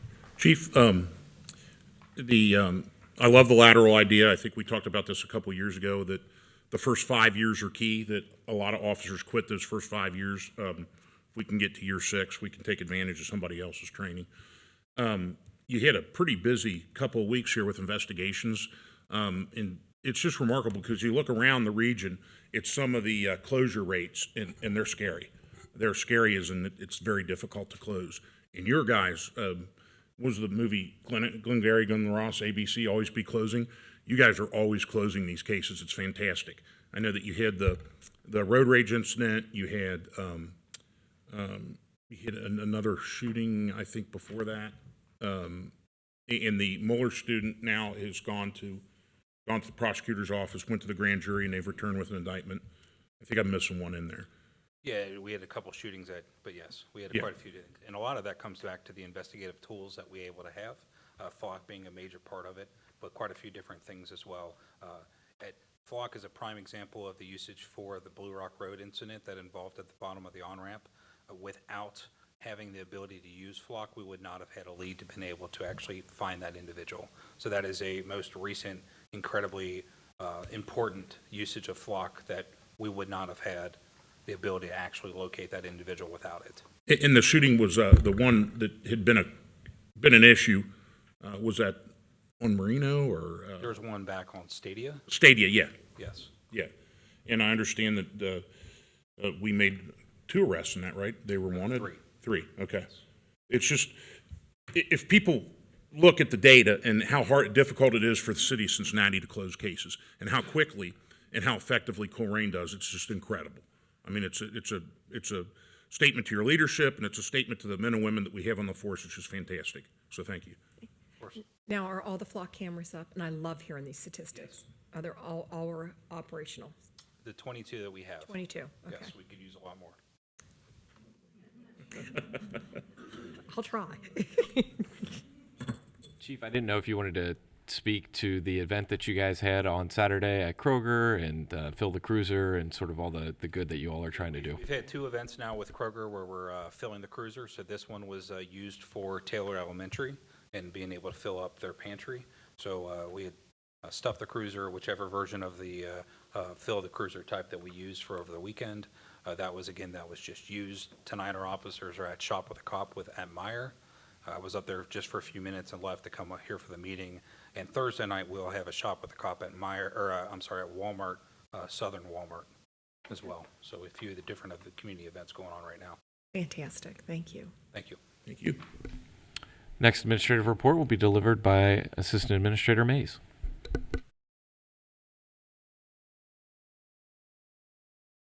Welcome. Good evening, Board. Okay, so far for the year, we've had a huge amount of vehicle visits to our parks. For the year so far, we have 36,468 vehicles that have entered Heritage Park. And we have, for Colerain Park, 39,723 vehicles. And for Clippard, which is our largest visited park, 51,129 vehicles. So this is a great testament of how our parks are an attraction to Colerain Township, and I'm just proud to say that we've got some outstanding levels of service in those parks. Awesome. Secondly, our trash and litter. We have way exceeded our goal of collecting trash and litter. So far this year, we have 1,765 bags of litter that we've picked up off the street. That's fantastic. Couple questions for you while you're here. So I talked to Officer Peak from the Hamilton County, and we had a pretty nice seizure of illegally transported tires. Is that, maybe Mr. Weckbach could speak to that better? I wasn't necessarily aware of that one, but I do believe, I've spoken with Ed before, if you have... you have information? I'm not aware of this. Yeah. You're only allowed, what, how many tires? And It's illegal to transport more than 10 Yep. tires Right. in a vehicle. It's actually a felony. Yep. So yes, we did have an arrest at, let's see, it was the Speedway, was where the traffic stop was made at Springdale and Pippin. So yes, the individual, you have to have a permit to be able to transport that many tires. And yes, Officer Boyd did make an arrest for that. Yes. And if I remember correctly, there are only a handful of permits across the state of Ohio, so odds are if you see a car driving around with more than 10 tires, it is not permitted to be doing that. Displayed on the front of the vehicle. Right. It's likely that those tires are going to end up someplace they don't need to end up. So it's a significant get on that. Yes. Thank you. And Ms. Mays, the sidewalks, I assume, I noticed that too on Pool Road. Yes. I think it's by a sewer grate. Sure, we had worked very closely with an engineering firm that designed those, and they do extensive research on what's underground. So we Right. can't see what's underneath. In order for us to have made it straight, it would have cost substantially a lot more money and funds to move those utilities or even transfer them to a different area of the right-of-way, and we were limited with our right-of-way space as well. So the easiest option and more cost-effective was to make it a little bit zigzag, which is not ideal for me personally either. I don't like that idea, but it would have cost the township substantially more money to disrupt all the infrastructure to make it straight. I think the significant win there is getting the sidewalks there, and bless you, whoever that was, and getting the sidewalks in on Joseph too, because there's a great deal of student traffic that goes back and forth, and that's fantastic. Yes, and now we have a full loop around the whole entire neighborhood, so it's a great achievement. Good. Thank you for asking. Thank you. Next report will be delivered by Development Director David Miller. Welcome back, sir. Thank you. You have a report at your desk. Just a couple highlights. It's wintertime, so folks aren't building as much as they're planning. So we're reviewing a number of plans, but we just had 31 different permits for the month of November, 3 BZA cases, a couple of zoning commission. We had in total $420,935.50 of estimated project cost on those. I thought one notable item was a $120,000 residential pool. So we'll get you that address for this summer. That's all I have. Okay, thank you. All right, thank you, sir. Thank you, Board. And really just one thing from an administrative report that I wanted to highlight is that we are at over 85% completion on our strategic plan year to date. That means that we still have 15% left to do, which the expectation of our team is to get as many of those done before year end. And then to maybe answer a couple questions or address some points that came up earlier in the meeting, there was a question about what happens if the zone change is approved. Would it just be limited to a pot store? If we change the underlying zoning, any of those uses in our use table under the zoning resolution would be allowable. And so all of that is listed out. It could be any of those desired businesses. If it were a pot store, there is a secondary sort of layer that we have to go through in terms of BZA approval under our zoning resolution. So it wouldn't just be sort of a one and done on that front. And then in regards to the signage issue that was raised, there's sort of two paths forward when it comes to signs. Number one is BZA, that's one path forward. The other is if you as a board desire to change the signage regulations within our zoning text, there are processes to start a text amendment to do that. So that's just things, food for thought for you all to keep in mind as you navigate those issues. And that'll conclude administrative reports unless looks to be a question. Yeah, so if the sign is destroyed, so it was fine when it was up, is it not appropriate to put the same thing back, or? So the issue that we deal with is non-conforming use and non-conforming use status under our zoning resolution. Our current zoning resolution does contemplate if your sign is damaged, and the way that it reads is if over 30% of your sign is damaged, you lose your legal non-conforming use. Now, Brody, as our law director, could probably speak a little more eloquently on that front than I can, but that is just my read of our zoning laws. Yeah, so there's a few ways that non-conforming pre-existing uses can be kind of extinguished. One is kind of an abandonment, kind of the 2-year standard that we've talked about, coming from Revised Code 519.19. Another, though, is kind of significant damage, and so we've defined that in our zoning resolution, as Jeff said, as damage that's done by either an act of God or a vehicle that exceeds 30% of the value of the sign. And significant damage is just kind of one way that can extinguish kind of that non-conforming pre-existing use. There's not like a bright line rule of what that means, and so we've defined it in that way in our zoning resolution.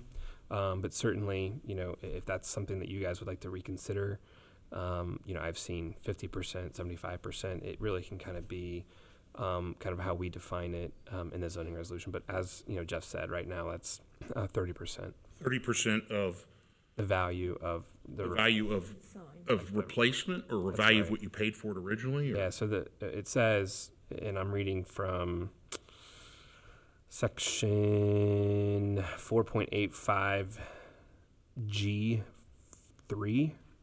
So the signage may continue to exist unless or until loss of non-conformance status occurs through one or more of the following: abandonment, structural alterations. And the third one is the signage and or the sign structure is damaged due to an act of God or by a vehicle or by similar means, which damage requires repairs in excess of 30% of the value of the same.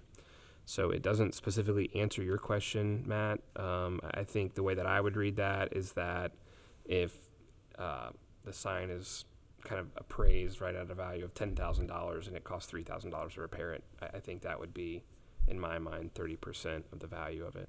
So I just paid my home insurance, and it's interesting what the replacement value is, as opposed to what I could get if I put the house on the market. Sure. And they're two very different worlds that they live in. I guess for me, the kind of the genesis of this idea for signs is making sure that they don't get abandoned, making sure that we don't have trashy type signs there, And just to be clear, those are covered in the next two sections, right? So yeah, right. Okay. And I wonder if Ms. Bush-Toms has entered a gray area here that maybe we want to talk about a little bit further, because you know, she gave us an awful lot of data, and, you know, I go past this every day. So I know that they keep their property and, you know, they're a good citizen in the township. And I'm wondering if, you know, just a fluke thing is going to have such a huge impact on our business, if that's something that we might look to remedy in that, or I don't know. Well, that was why I was teeing it up, is that the appropriate mechanism would likely be a initiation of a text amendment, and then that would it would direct the zoning commission to explore this issue further, provide a recommendation that would then come back to the Board of Trustees for consideration for changes to how we treat all signs. Now, on a case-by-case basis, that's what the Board of Zoning Appeals is there for, is that if there is a nuance and somebody wanted to go before the BZA, they could, you know, consider the case and make a determination on just that case rather than changing the zoning code for the entirety of the township. Okay, she could still put an application into BZA for Yes. this? Yep. Okay. So, going forward, what is it, you have to enforce these things. What do you prefer? Do you prefer a case-by-case basis, or do you prefer a zone amendment? I think that's the reason I'm bringing it up, right? Okay. Is this is a policy discretion for you all as a board, is, you know, if you think that there is an issue with the way the zoning is written, then that would require us to go through the zoning text amendment to maybe explore a way to better clarify our rules for how we want them to play out. If we believe it's something that should be treated on a case-by-case basis, then we don't need to go through the text amendment process, and that would be up to the discretion of the BZA. Text amendment process takes time, so that would not be something that would be resolved within the next probably 3 to 4 months minimum. So if something were to happen on a sign, I don't know, Ms. Ulrich's realtor place, the sign would get destroyed. Her company would face the same issue. Unless the sign is up to today's current zoning standards. So probably the biggest issue at play here, and this is going to bear out, I think, a little bit later on the agenda as well, is monument signs versus pole signs. Mm-hmm. And when the zoning resolution was updated, there was a shift away from pole-type signage to more monument-type signage that's lower and less up in the air and blocking each other and creating this desire for each sign to be a foot taller so they can all, you know, be seen further along the way. And so that's really the fundamental zoning question, is around sign height and placement. Okay. So, I mean, I'm of the ilk that I want this. Have you seen that, Matt? Did you say you drove by? Yeah, and I saw the didn't, damage? I didn't notice it today. I mean, it's just happened this week, so, You don't have a picture of it. yeah, there's a picture, but it's really hard to. See the If you drive by, there was a notable sign there, and it got pretty clobbered sometime Saturday night. And I'd like to thank the Colerain Township Police Department for getting right on it.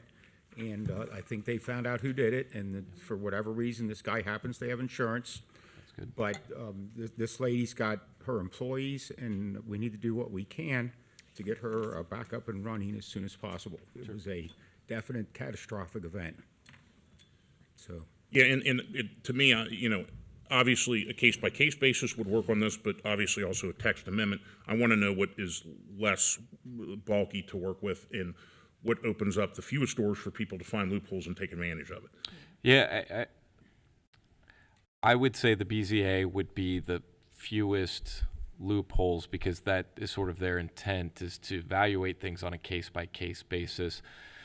A similar issue to the sign that we're talking about now is actually the Mount Airy pony keg sign. It was struck, and I don't know if they went to BZA or not, but because of the sign rules in place, they weren't able to just replace the existing sign with something that looked the exact same because it had legal non-conforming status. And so I don't know off the top of my head what they wound up doing with that sign. I don't know if David Miller knows either, but that's just another example of if you treat one way, then you've got to treat them all the same way. And it's not based off of the look or feel of the signs, it's just based off of the nature of it, because we don't want to get into First Amendment issues either. So, it looks like. She's not grandfathered with replace with exact same due to the damage? Well, Is that's that a possibility in our code? Well, I think that's the whole point, is the way that you can lose your non-conforming pre-existing status is, which is what she is abandonment, letting it kind of go in disrepair or this kind of significant damage component. And that's where I think, as defined by our code, I don't know all the details of it.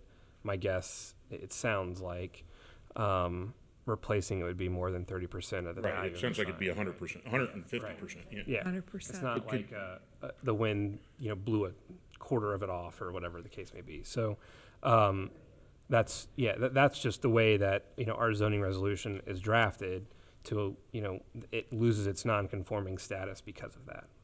And the insurance company wouldn't pay for the, Well, even if they were, it's not like what her out-of-pocket cost would be. It's the fact that the significant damage forces it to lose its non-conforming status. So they could replace it with a different type of sign that meets our zoning standards. so I didn't know if that was. But maybe that's where you were going, so I apologize for cutting you off. And a temporary sign is also, It's subject to its own whole set of, and Mr. Miller can speak to all the details of that. Is but she allowed to put up some type of, temporary sandwich board sign or a rental sign that just says, hey, we're Yeah, here, so- we're open? Yeah, we certainly have, and I don't have those at my fingertips. I think David can probably speak to that, but there would be temporary signage that she can obtain a permit for. That's probably allowed for a certain period of time. As she works through either, kind of The design the cost. BZA application to kind of almost act like a variance, right, to the resolution requirement that, the significant damage is 30% or more.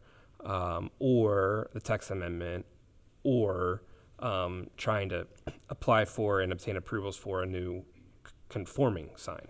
So there are options, I think, to her to kind of get her immediate signage that kind of, to help sort through the process. But I know that there's going to be a temporary sign process, and I just don't know that right at the top of my finger, or at my fingertips. Can you follow up with her after the meeting? Yep. And to Kathy and Matt, I would ask that you drive over there and lay eyes on it so that. yeah, I'll see it in the morning. And I if there's a way to do it in a conforming manner, there might be, that would be great. But I want her up and running. Yeah, and I think that's the goal. David's going to be helpful in this conversation too. So, but I'm happy to talk to you. Last question I wanted from Mr. Weckbeck. Did you want at all to address the idea of the development agreement? If there's a specific question on that, I'd be happy to. Otherwise, I'm not quite sure. I think he's here anymore. I didn't know that I heard a specific question, so. I think he left. Yeah, he Okay. left. Yeah, that there were some issues with, it's, for point of reference, there are many other townships and cities and villages that are doing similar things. Yeah, I believe you had shared with me an example of one for the city of Harrison where their fee was $1 million. So there are examples all across the board. Yep. I think that's all I had for you. Okay. Thank you. Okay, with that, we can go to the trustee report. Who wants to go first? I'll go first. Thank you, Kathy. With regards to the comment about the sidewalk design on Pool Road, if you come along off of Colerain Avenue and turn down Blue Rock, which you're in Green Township at that point, and look at the sidewalk that was very recently installed from Blue Rock Park approaching the Colerain Township line, I can't believe they were even allowed to put that in. There's drastic elevation changes as it goes across every property. It is not, for what I know of the law, it is not ADA compliant, and I don't know if they had an engineer or if they just went along and went up and down the undulations of the land and put that sidewalk in. I don't know if you've seen it. It is a From Gold Top, right by Gold. yes, that sidewalk is up and down and all over the place. I can't believe they didn't make them meet a certain grade with it. That's just my comment on our Pool Road sidewalk. My compliments to the director of the Hamilton County Board of Health, Greg Kesterman, who resolved another tire issue with somebody who had purchased a home and was just bringing home lots and lots of tires, and they went over and had a talk with them, and that problem seems to have gone away. With regards to the quick repair of the sound system, I saw that done on MacGyver once. Mr. Schuster's comments, yes, as Trustee Wallert was saying, it's my fear that even though the statewide marijuana law passed 2 years ago, the House and Senate still has not figured it out, and that's been 2 years now already. So I don't know what's going to happen with that. Thank you to Wawa for inviting us to the opening. There was a lot of people there Thursday. I happened to go back on Friday evening around 9 o'clock, and it was very quiet there, and there was just a few customers in the store. And I'm interested in driving down Rayanne and seeing just how much light is getting away from that property, because they really do seem to have the lights toned in towards the property, and I would encourage anyone of the administration to go over there and have a look at it, just to make sure that the comments that our Rayanne residents brought up are satisfied. I would like to congratulate Jeff Baker on his appointment as the records custodian for the JEDD board.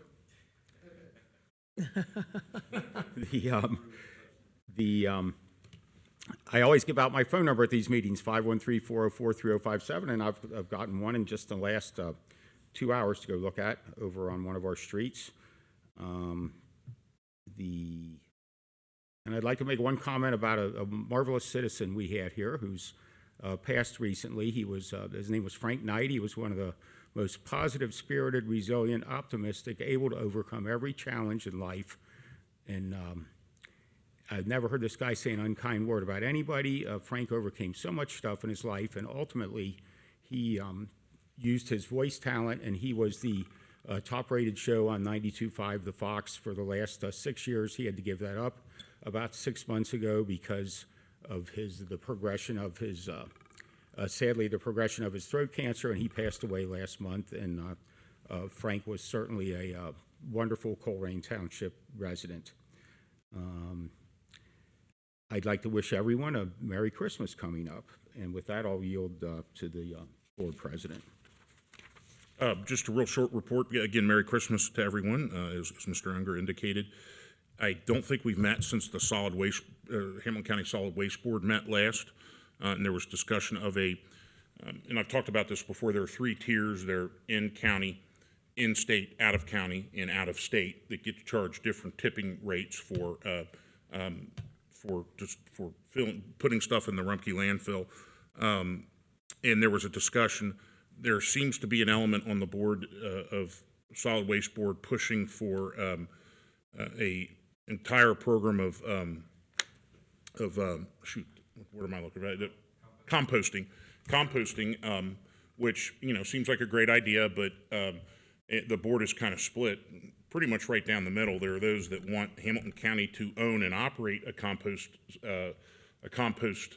area, which is probably not a good idea because private industry would have already done that. And there are 2 private industry places, one in Harrison and the other in St. Bernard, that are involved with that. And the other is to just use other people, farms in the area to provide that compost. So the discussion was for a rate increase for the out of county. We can't increase the rates for the out of state unless we do the in-county rates because it's interstate commerce. But that was defeated because they have a pretty big surplus already, and the idea of increasing the fees right now didn't seem tenable. Although we're talking about fees for folks from Brown County, Adams County, Butler County, and I think there's a free rider issue with that in that, gee, Hamilton County has to pay the freight for the other counties surrounding. So I'm not opposed to that, but I am opposed to creating an entire new government layer bureaucracy of composting, where they have trucks and composting facilities and are spending multiple 18, 20, $25 million on it because it's not a proven concept. So I'm going to continue, hey, give me a proof of concept and use people that are already there for it. That seems to be the biggest bang for the buck, and that's just going to continue to be an issue through the Solid Waste Board. And there was some interesting discussion that came up. Somebody did some calculations. That landfill, according to the EPA records, is 25 years plus left. If you look at the actual data, it's probably going to be 40-ish plus years based upon the amount of stuff that's going into the landfill now. There was some talk from people at a meeting that didn't really have all the facts straight that said they had less than 10 years left. Rumpke may have its faults, but they're going to know best how much life is left in that landfill because it's their business. I mean, they've got a lot riding on it. And by the way, every year that goes to the Ohio EPA. There's reports filed that are public that show you how much is being taken in there. In a perfect world, you know, I would love to charge out of state a lot more and out of county a lot more, but just to charge it and create a whole nother government agency, bureaucracy, compost facility seems like a really bad idea.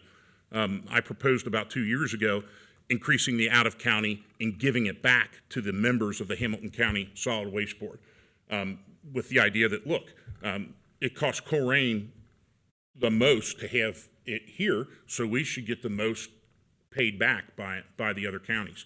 And that actually had some really interesting support. The city of Cincinnati supported it, the Sierra Club supported it, but the county was against it. And the county seems to be against any kind of increasing of those rates. So it's been a long and complicated thing. I'm not going to ever vote to raise them, to create a whole new government agency and government ownership of composting. And then there was talk to the side, and this wasn't a violation of Sunshine Law because it was me and another member, where they discussed, well, what about Colerain? And I said, if you come anywhere near Colerain with a compost, I'm going to chain myself to the bulldozer and not let you in. You cannot come in here, and I will not give you the money for that, and forget about it. Which is fascinating to me that they hey, Colerain, yeah, no. We're really not centrally located in Hamilton County. And I did speak last year at length to the CEO of the new place in St. Bernard, and his comment still sticks with me that this is a solution looking for a problem. So that kind of stuff's going on behind the scenes. The other thing that, and I think I missed it, was they had public hearings for the sewer rate increases. Was that, is that coming up in December, or did I miss this? Usually they vote on the sewer rates in December at their December meetings. I don't know what their schedule looks like. There was just a public hearing for it recently. Because if you've looked at your sewer and water bill, my gosh, it's just, I mean, you know, I live alone with my dog and mine's $100 a month. I don't know what's happening with the water. I don't know if I'm feeding into Lake Erie or something, but that just seems, and like 50 or 60% of it's sewer, and that is a long, complicated history because of the federal edict that they're under and the provided retirement funds and stuff like that. So it's important to keep an eye on these things. I mean, I can go, Ms. Ulrich can go, Mr. Unger can go, but when citizens go, it does make a difference. And a lot of these utility rate increases happen with no one there. And they do announce them. You just have to keep an eye out for the public announcements, and I encourage people to as much as you can. You know, it's obviously I'm going to go there and argue against increases in these fees, but when you show them a human face to what this actually does, and I know a lot of people's energy bills have increased and are going to continue to increase as we continue to bring in these data mining centers in the state of Ohio. There's going to be a way more demand for this electricity and things like that. So that's it for today, I guess. Have a Merry Christmas, and I'll work on sewer rates next. Thank you. You do that. All right. We were invited to the Wawa ribbon cutting, and part of their claim to fame is giving back to the community. They gave $1,000 to the police charity fund. They gave $1,000 to the firemen's fund. They also gave all those lovely hoagies, big boxes, to the free store and gave a free store donation. Also, the Colerain cheerleaders were there, and they gave a donation there. So it was a very big, well-attended ribbon cutting, one of the biggest I've ever seen. And then I did go to the Hamilton County meeting on Municipal League. I saw you there in the morning, but they did discuss what they're doing with the money that has been collected from the pot stores, and it will be distributed. That was from Bill Blessing, Cindy Abrams, and all the whole panel. But another question is, what are they going to do with the interest that they've been sitting on that money for all this time? So that was the big big league about that one. Sure they'll come up with something. Yes. Okay. And so, in the last few years, I just want to compliment the staff here at Colerain Township. David gave you this report. We have had over $1 billion of investment of commercial and residential real estate. We've had over 660 new single-family homes. We've had, the businesses. The big one is the assisted living coming here, the Wawas, the Weilers. There's just so many, and plus the 2 fire stations. This staff has accomplished so much in this last year. They should be congratulated and thanked, and that's my end of the year. Thank you to all of them for all their extremely hard work that they do to keep this township going. And once again, have a very happy holiday, safe and sound.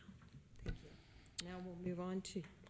Yes, first items of new business will be in the Development Department, and Development Director Miller will present those items.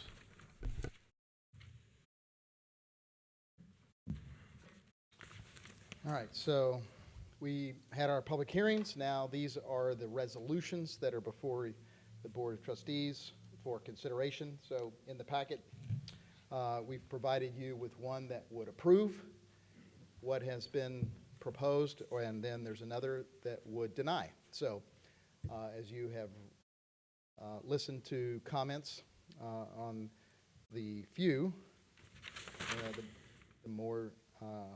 the ones with more interest, then we'll start with that one. So the first one is the map amendment to 3882 Colerain Avenue from rural estate residential to Avenue Mixed North. And so the recommendation that came from the Zoning Commission was denial. And that was a unanimous denial. That was.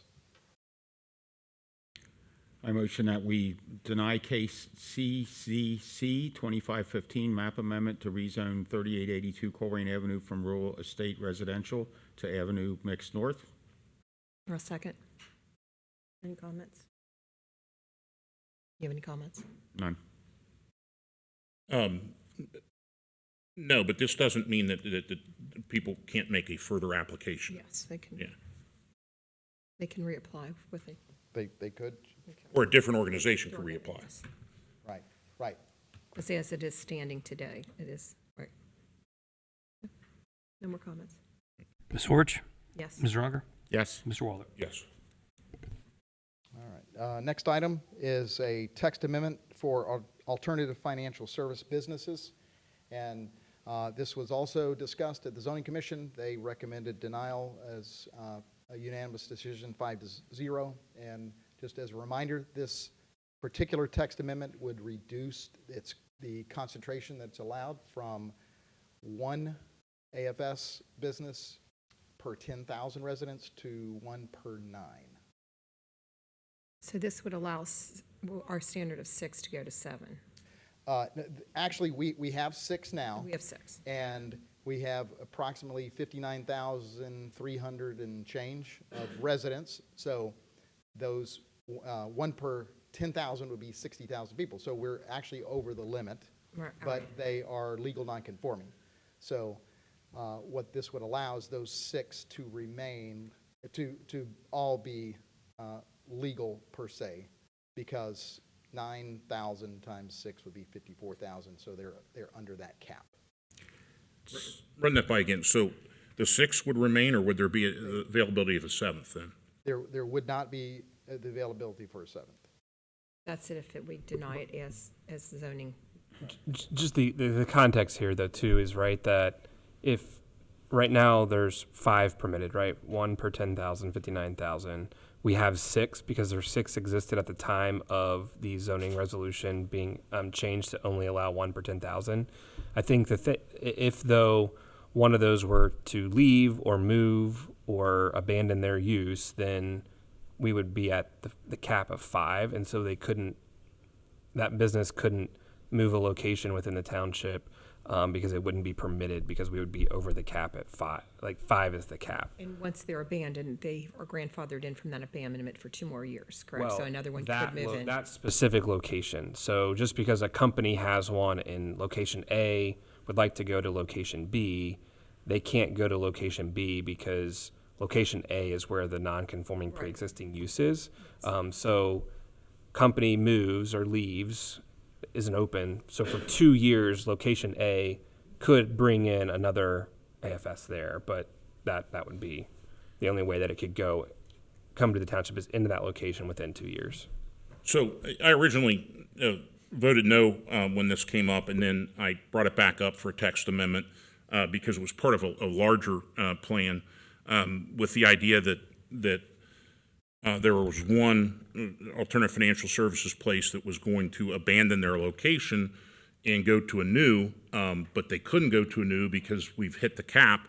And my kind of my ask of Mr. Miller and Mr. Weckbach was, well, if the one that's leaving, if the property agrees to not have a alternative financial services there for 2 years, and then that non-conforming use is abandoned, then we could allow this for them to move to a new location.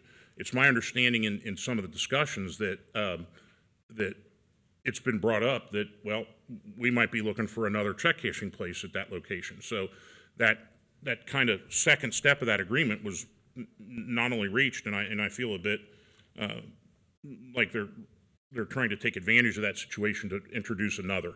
Well, I think too, Matt, what we want to make sure that we're doing is we don't really regulate users, we regulate uses. And so we want to make sure that, as you consider this, we are looking at not necessarily a specific scenario, we're looking at the uses within the township. And so, are we more comfortable with 1 per 10,000, 1 per 9,000?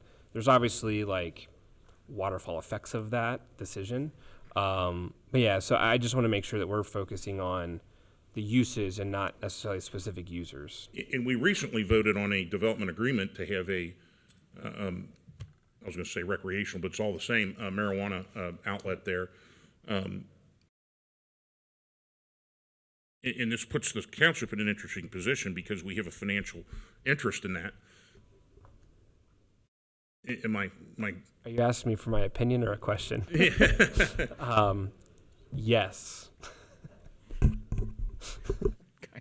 See, we don't personally have a financial interest, but the township has a financial interest. So if this is approved, it would allow one of the locations to move, and if this is denied, it would not allow the location to move. Well, they could move. Well, they couldn't relocate within the township. If it's passed. If it's passed. They could They relocate. could, that's right. And if it's denied, then they can't relocate. And they are in a month-to-month lease, and they need a 6-month. I'm not familiar with the actual Eviction. terms. of Okay, the lease. okay.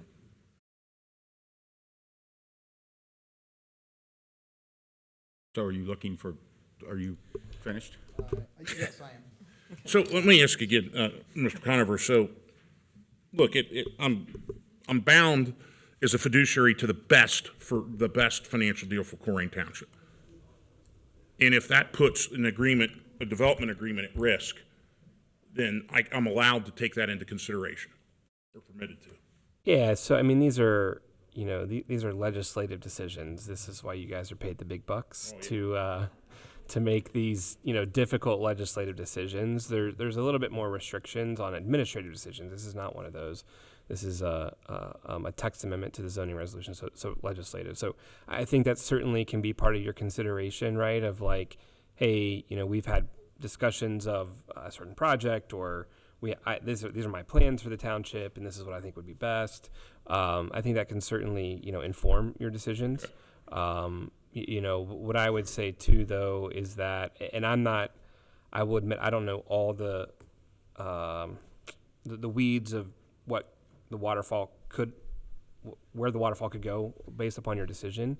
But yes, it's been talked about tonight. You've mentioned it. There was a development agreement approved, I think maybe last month or the month prior. I don't remember the exact details of it, but I think it was last month. So, that contemplates there not being a financial services place in this location, but it contemplates, a build out and things like that. So the other nuance to this too, right, is if, let's say we approve, that raises effectively the cap to 6 right now. allowing potentially either a new one to come in or a current one to relocate.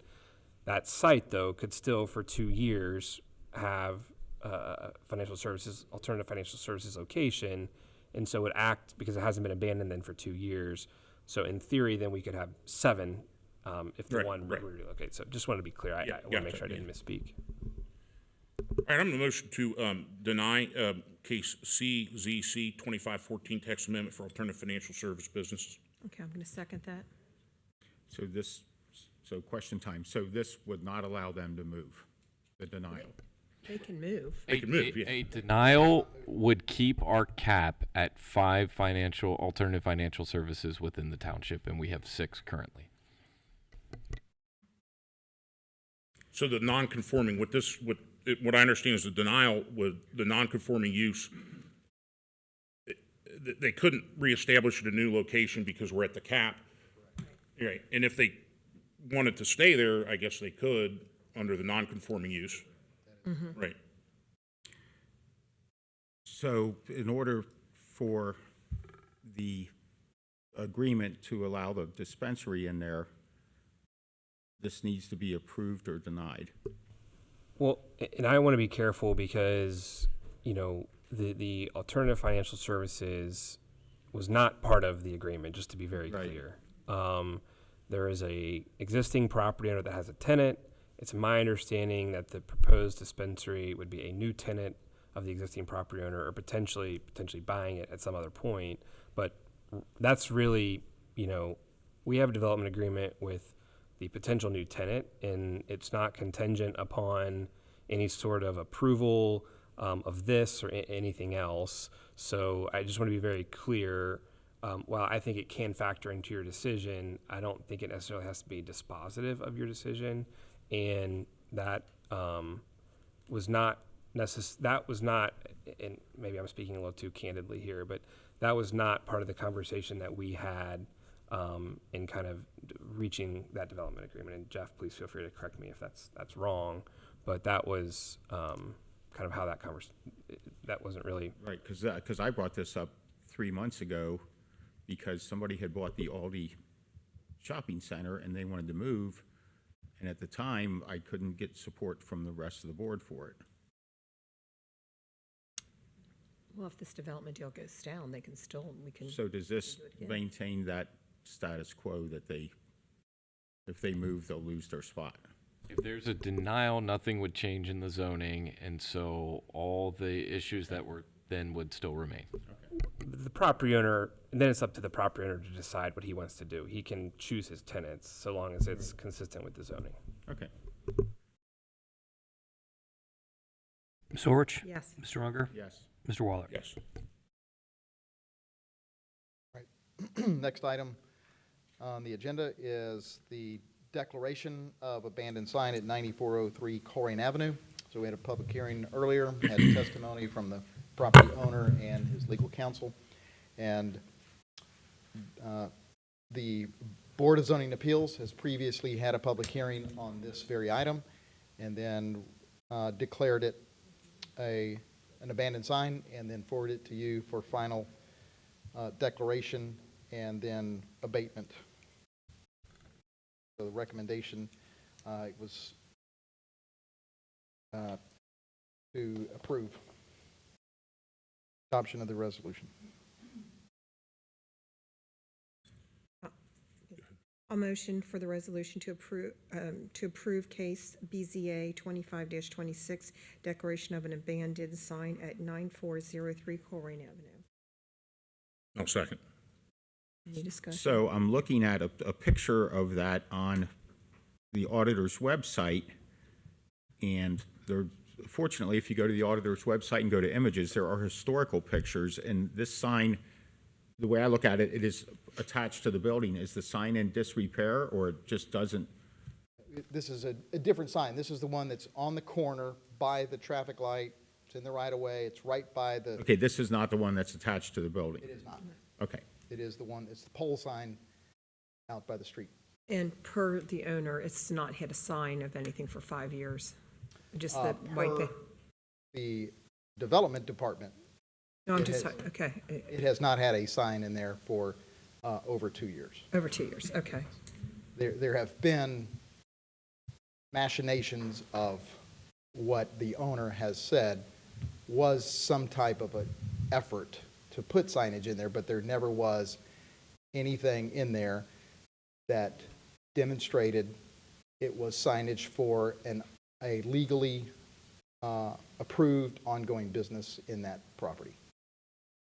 So if this is approved, does this start the clock on a period of time for them to correct the issue or get rid of the sign? Or It's not correctable. So it either, he has to change it to conform with our current sign regulations. That would be a monument sign. And we've told him we'd work with him on that, of course. Or if he doesn't do that in a specified period of time, then we would abate that in a similar fashion that we do with junk cars. So it doesn't apply to the sign on the building, it applies to the sign out front? Okay, Correct. thank you. They are in the process of getting approvals for the signs that are on the building. But the sign, the pole sign is what is before you today. Okay, thank you. Nope. I'm good. Ms. Orich? Yes. Mr. Unger? Yes. Mr. Waller? Yes.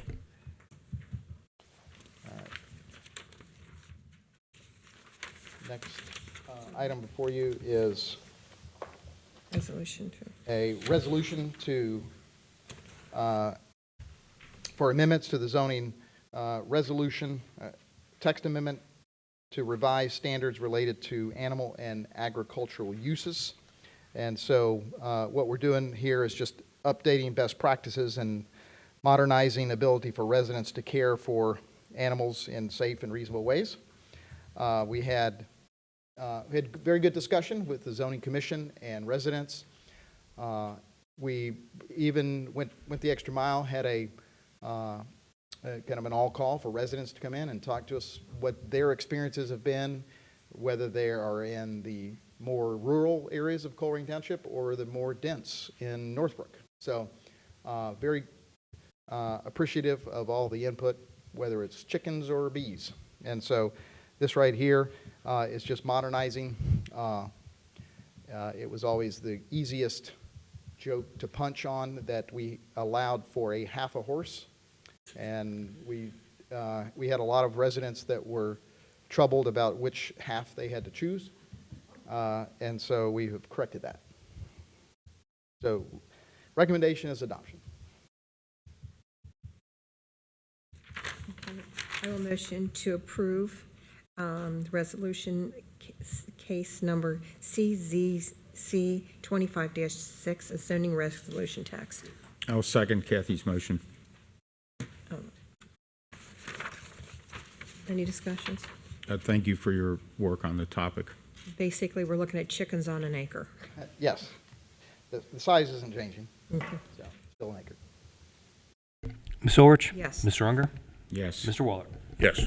And the final resolution before you is a zoning resolution text amendment that would revise use permissions in our tables. And essentially what this does is, again, creating some best practices where, as we've looked around, we have reordered these in by alpha instead of by category. So they were arranged in alpha, that now they're by category. So we previously had residential throughout the zoning resolution. You had to find your particular use. Now we have all the residential categorized together. It makes it more usable, and so felt like this was a better arrangement, just making it more professional and easier to look through and use. So recommendation is adoption, of course. A motion that we would adopt, that we would approve case CZZ 2512 zoning resolution text amendment to revise use permissions. A second. No comments from me. Ms. Orich? Yes. Mr. Unger? Yes. Mr. Waller? Yes. Thanks, David. Hey, Board, the next items will be presented by Police Chief Ed Cordy.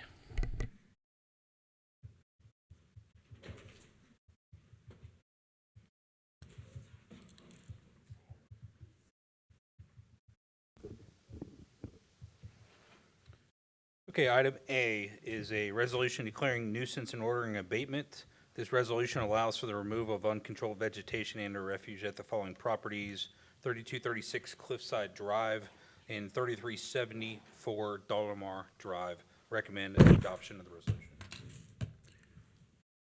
I motion we adopt the resolution declaring nuisance and ordering abatement at the properties described by Chief Cordy. I'll second. Any discussion? None. You know how to clear out a room, sorry. Ms. Orich? Yes. Mr. Unger? Yes. Mr. Waller? Yes. Item B is a resolution declaring a junk motor vehicle at 2272 Miles Road. At this address, there is a 1985 red Chevrolet S10 with no tag. Recommend adoption of the resolution. I motion we declare a junk motor vehicle at 2272 Miles Road as described by Chief Cordy. I'll second that.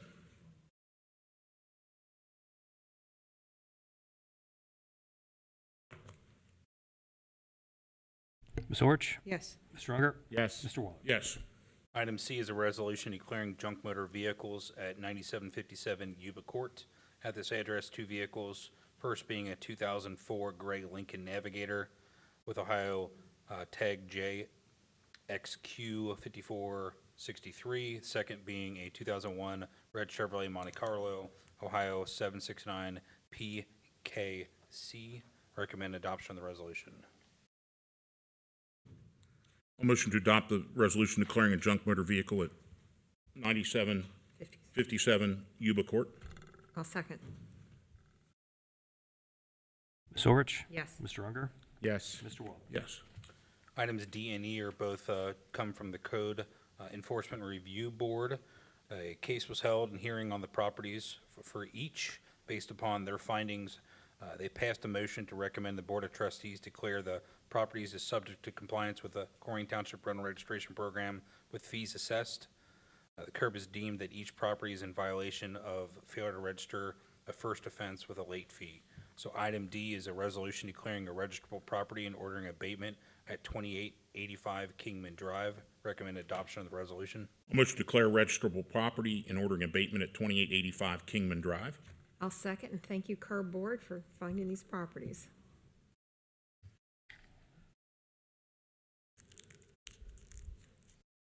Ms. Orich? Yes. Mr. Unger? Yes. Mr. Waller? Yes. Item E is the second property here, and this is resolution declaring registrable property and ordering abatement at 11322 Templeton Drive. Recommend adoption of the resolution. I'll motion. Go ahead, Matt.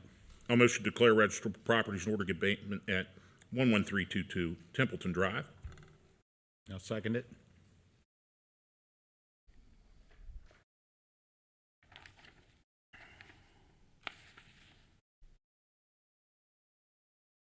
Ms. Orich? Yes. Mr. Unger? Yes. Mr. Waller? Yes. Thank you. Next item is a motion to approve the project closeout change order, which is change order number 8 with Pepper Construction for fire stations 26 and 102 in the amount of $69,000. This represents what should be the final change order for our projects. As we went along, there were certain items that had to be adjusted on the fly related to code issues with building code or fire safety code. And so this final change order reflects those changes to our life safety, HVAC, plumbing, and other critical systems. As a reminder, we started with a less than 2% construction contingency on this project. And after this change order, there will still be some of the original owner's contingency left over. It's not a huge number, but there is some still left over at the end. Awesome. I would recommend adoption of the motion. I motion we approve project closeout change order number 8 to Pepper Construction for Fire Station 26 and Fire Station 102 for $69,000. I'll second.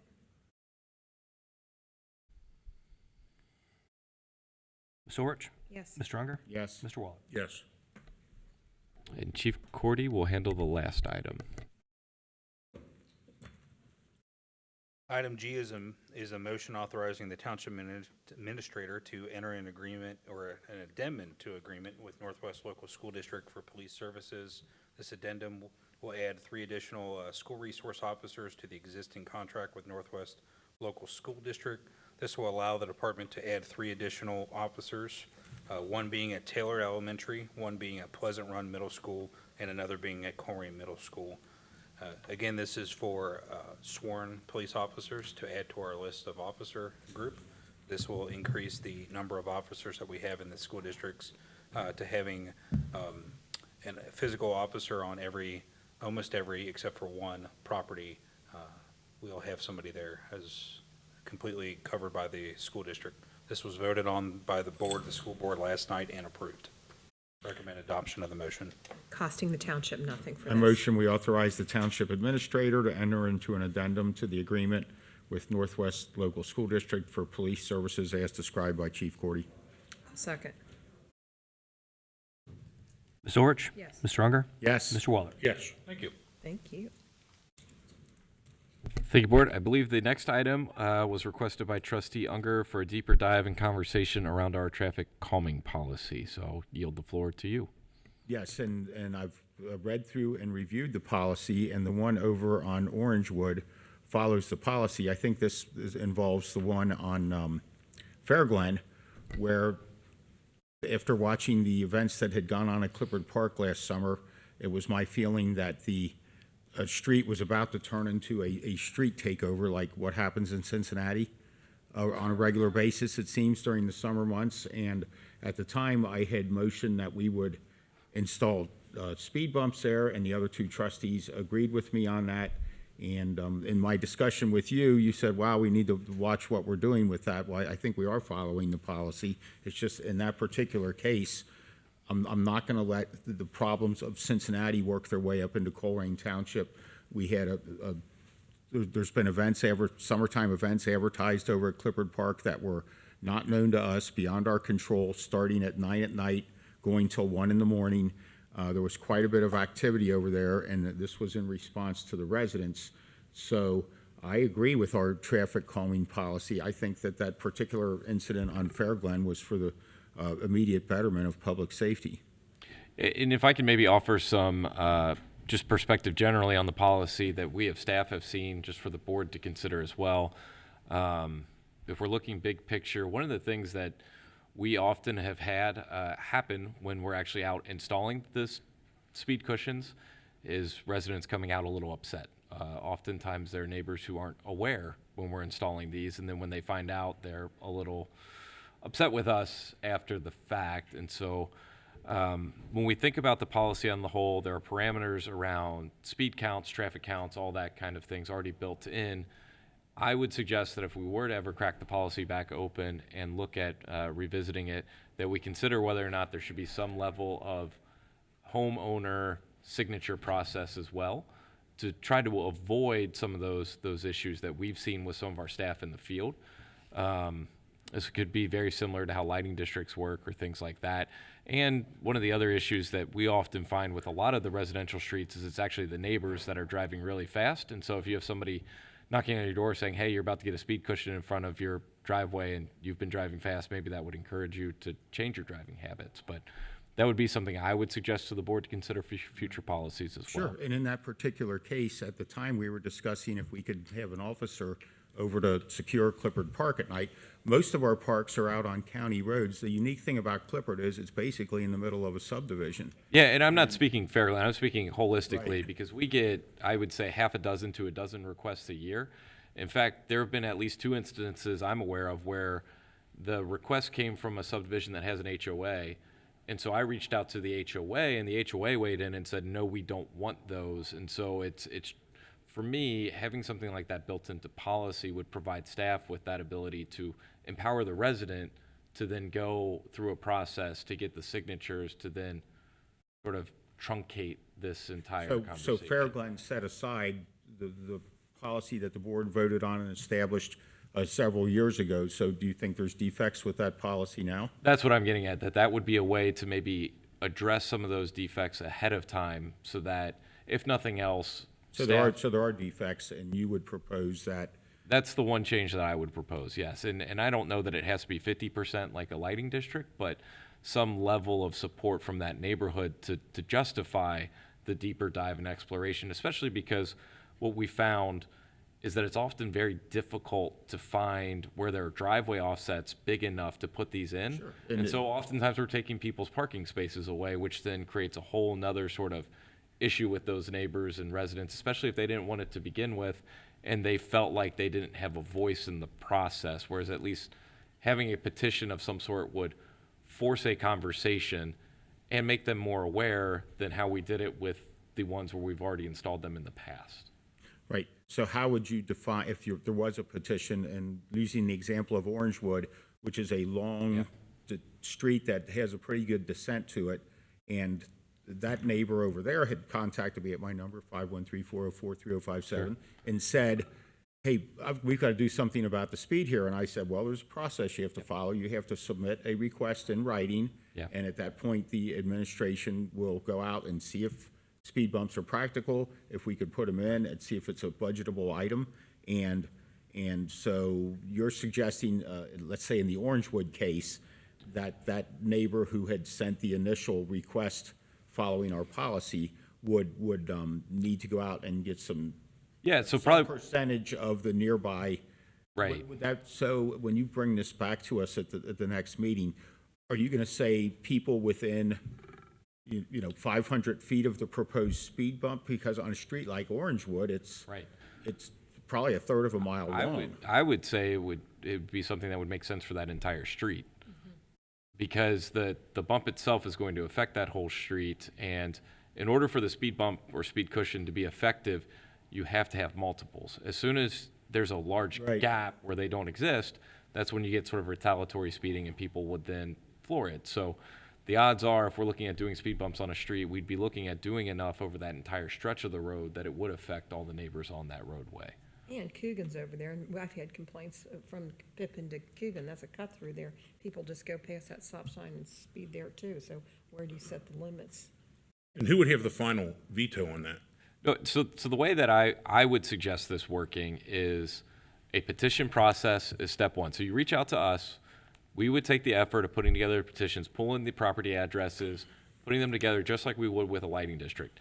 Then we'd hand them off to you as the resident. You would go door to door to those property owners and get them to sign off on whether or not they think this is worth doing or not. Once we reach a certain threshold, and that's where you guys could set that policy parameter, then we would do the deeper dive on where they could go, as well as look at the data to see if it actually makes sense. Because it may be that, we're perceiving a speeding issue when there's not, or it may be that there's just one or two people that are causing the large speeding to go on in the neighborhood. So we would have somebody, an administrator or something, say, well, I know you've provided these.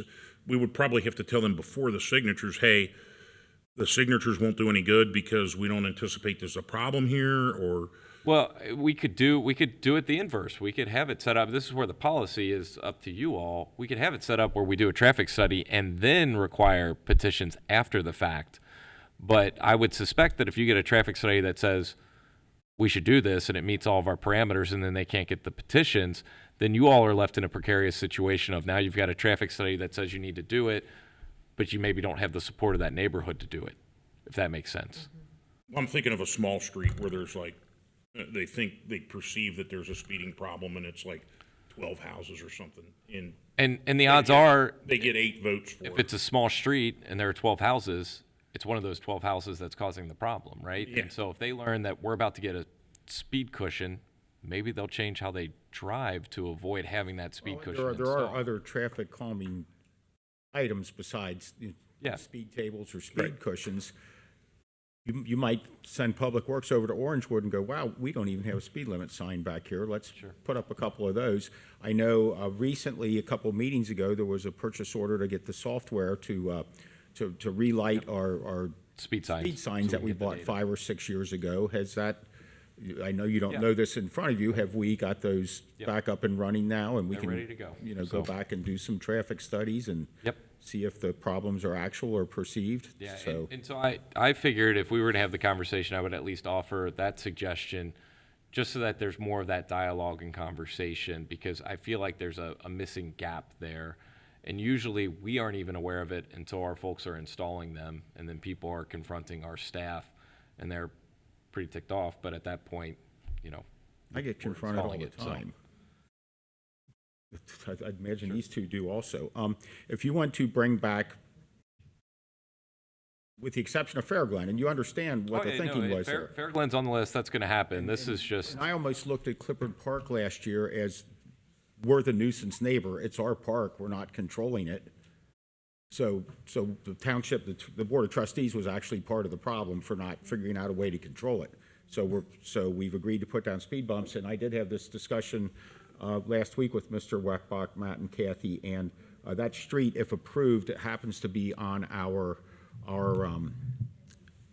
pavement plan for 26. So the speed bumps actually would probably not get installed till the street's repaved. It'd be kind of bad to install them now and have to Take 'em back Take out. 'em up. Apparently, we do have those in stock now, Jeff. Yes, and they're- we have them. So after that street is paved, if we approve this tonight, then we'll go ahead and install the speed Yeah. bumps at that time. yeah, and any policy change wouldn't affect prior decisions that we've made on different streets. If you want to bring back something that's similar to the lighting district thing for us to talk about at a future meeting, I'd be fine. What's your favor, Matt and Kathy? Yeah, I want to avoid being the city of Cincinnati and having speed tables or speed bumps every. Oh, they're bad down Colerain Yeah, Avenue. 800 feet.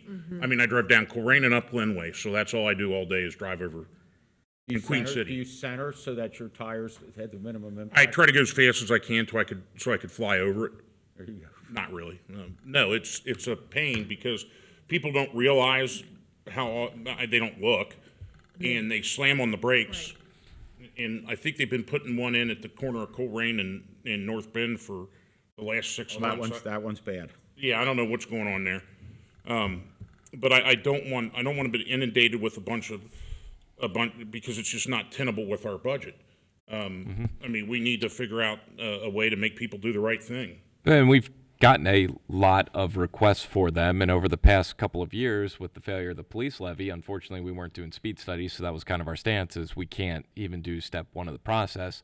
Now that we can do speed studies, the question is, do we like the process? Should it change?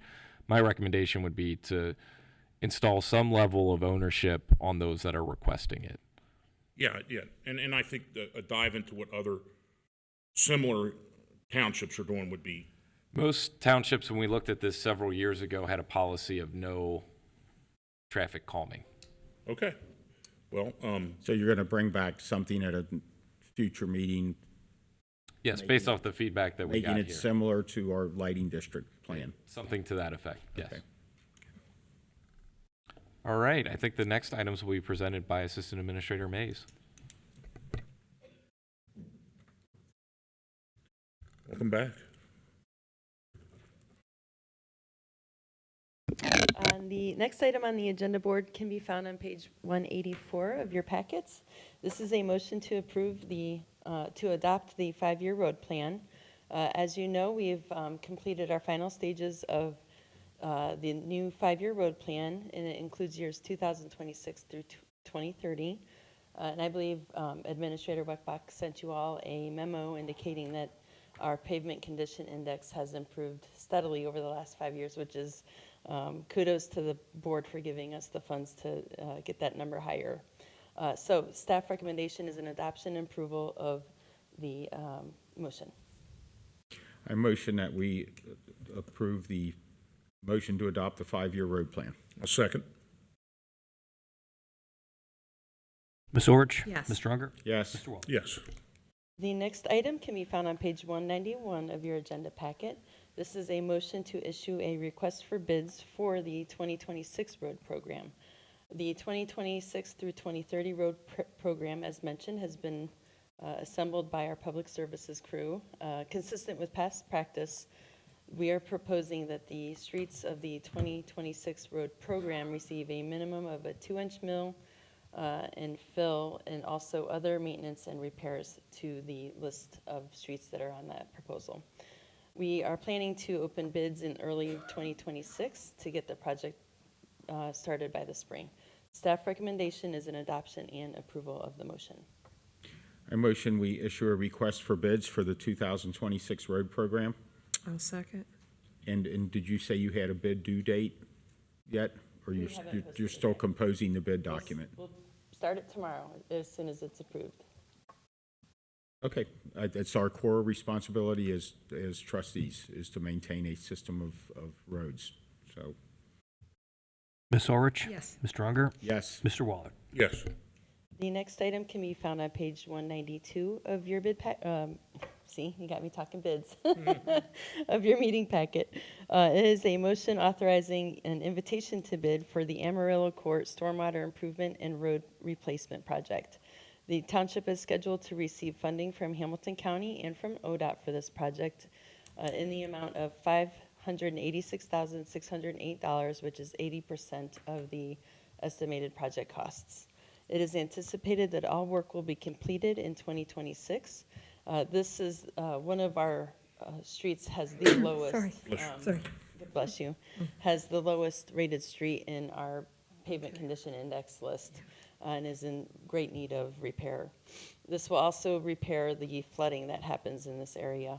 The project should address both the flooding and the pavement condition issues. Staff recommendation is an adoption and approval of the motion. I motion we authorize an invitation to bid for Amarillo Court Stormwater Improvement and Road Replacement, I'll second. and it is our worst street. I've been over there, I've seen it, it's well exceeded its original design life by decades, and it's time to fix it, and to our friends and neighbors over on Amarillo Court, help is on the way. Ms. Orich? Yes. Mr. Unger? Yes. Mr. Waller? Yes. The next item can be found on page 193 of your agenda packet. It is a motion authorizing the Township Administrator to execute an agreement with Rack and Bowler Excavating Company for parking lot areas A, B, and C for a total of $786,484.65. Staff had identified several parking areas on the township's main campus that are in need of repaving, expansion, drainage upgrades, and new installation to address aging infrastructure and security of township equipment and other safety concerns. In the packet, you will notice that there are 3 areas. Area A is a brand new installation of a parking lot at Drew Campbell Fields right over to our neighbor here. Area B is an expansion of the maintenance garage, which will help us keep our equipment in better shape. And Area C is a renovation and expansion of the main parking lot. This area receives a lot of traffic now that we have renovated our training center at this facility, and parking is at a premium. The township received 10 responses to the public bidding process. All bids contain 3 phases of this project. So it is up to the board how we want to approach that. But Area A was a $277,459 bid. Area B is a $140,525 bid.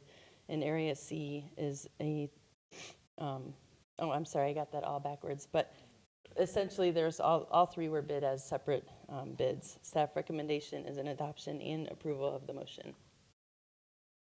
I motion that we would authorize the Township Administrator to execute an agreement with Rack and Bowler Excavating for parking lot areas A, B, and C for $786,484.65. I'll second. And a lot of the pavement around this building and on this campus is the original pavement from when this was constructed in the mid-90s. So Yeah, it's, this building guess what? in the It's 30 90s. years old already. Yep. So it's time to maintain our infrastructure here. Let's talk a second about, yes, sorry.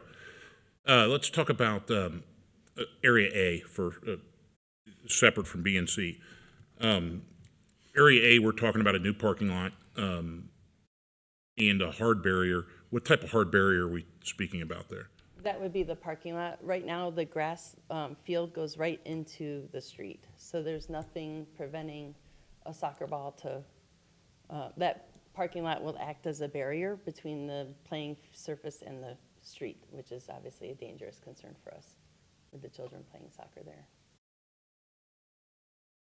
My issue with this, and I've thought about this long and hard, is the price sticker, or the sticker shock on it. And,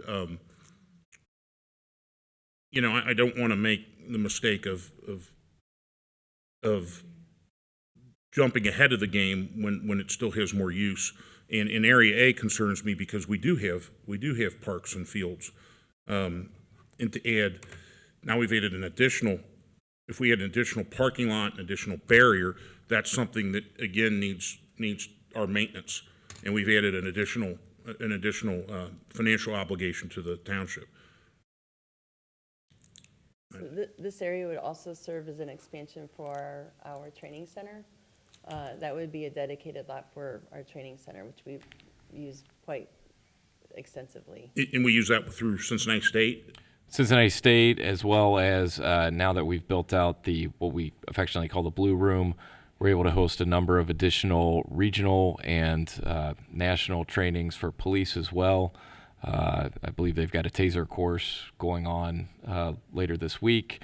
Hosted I don't want to say SPI, but I know we've hosted some investigative trainings from other areas. I believe I was told we had some folks in from FDNY, so we're drawing people in and are using this facility. And one of the constraints that we've seen as staff is when we do have these large trainings, the amount of parking available for the general public when they're coming in to do their building permits and what have you, it's just not there, and so they don't have the space that they need, and so this would provide some of that capacity as well. But I totally understand the concern that you've raised around funding. One of the ideas behind this is with the amount of savings that we have from moving from the old training center, we do have those dollars available that could be something that could be allocated toward this project as well, if that helps to soften the blow. I've been here, and there's not a parking spot to be had on that driveway over there. It's just, it's a massive overload. But do those classes provide any revenue to the township? They do, yes. Do you have a ballpark? Probably 10,000 or less a year for that. We usually get free training slots as well, which have their own price tag. So just for the perspective on Area A with its cost, we did sell the training center for about $500,000. It's relatively cost neutral at that point if you look at it through that lens. But again, I understand the concerns that you've raised. Summer events, we could actually put more. You do more food trucks. I was going to say, if we could use that during that, and actually, we are looking for money. I mean, we get $100, but it's still a little bit of money that we could use for vendors and food trucks there also. Well, more than 50% is Area A. Right. Yeah, and the biggest reason why that is so much more compared to the other sites is the drainage issues that have to be addressed in Area A. Right now, there's a drainage swale in that space, and so we have to accommodate that in order to address stormwater issues at the county level. Were these bids submitted with mobilization built into each separate A, B, and C area, or if, I don't know if it's going this direction or not, but if we take one of those areas out, did these contractors submit bids based on doing them all three, or did you say they were all three bid as separate standalone projects? Yeah, I think we intentionally put it out so that if we needed to only move forward with one or two portions of it, we could go that route. So if we do the whole thing, I would think they're going to want to do it all at once during one mobilization, so they. Yeah, and that's where I think some of the cost savings to the number wouldn't be the number that's in the bid. It would probably be a lower number, just like we see with our road program when we're able to save a little and put things toward other projects. And there's another curb cut there also. That's correct. Looks like there's a curb, yeah.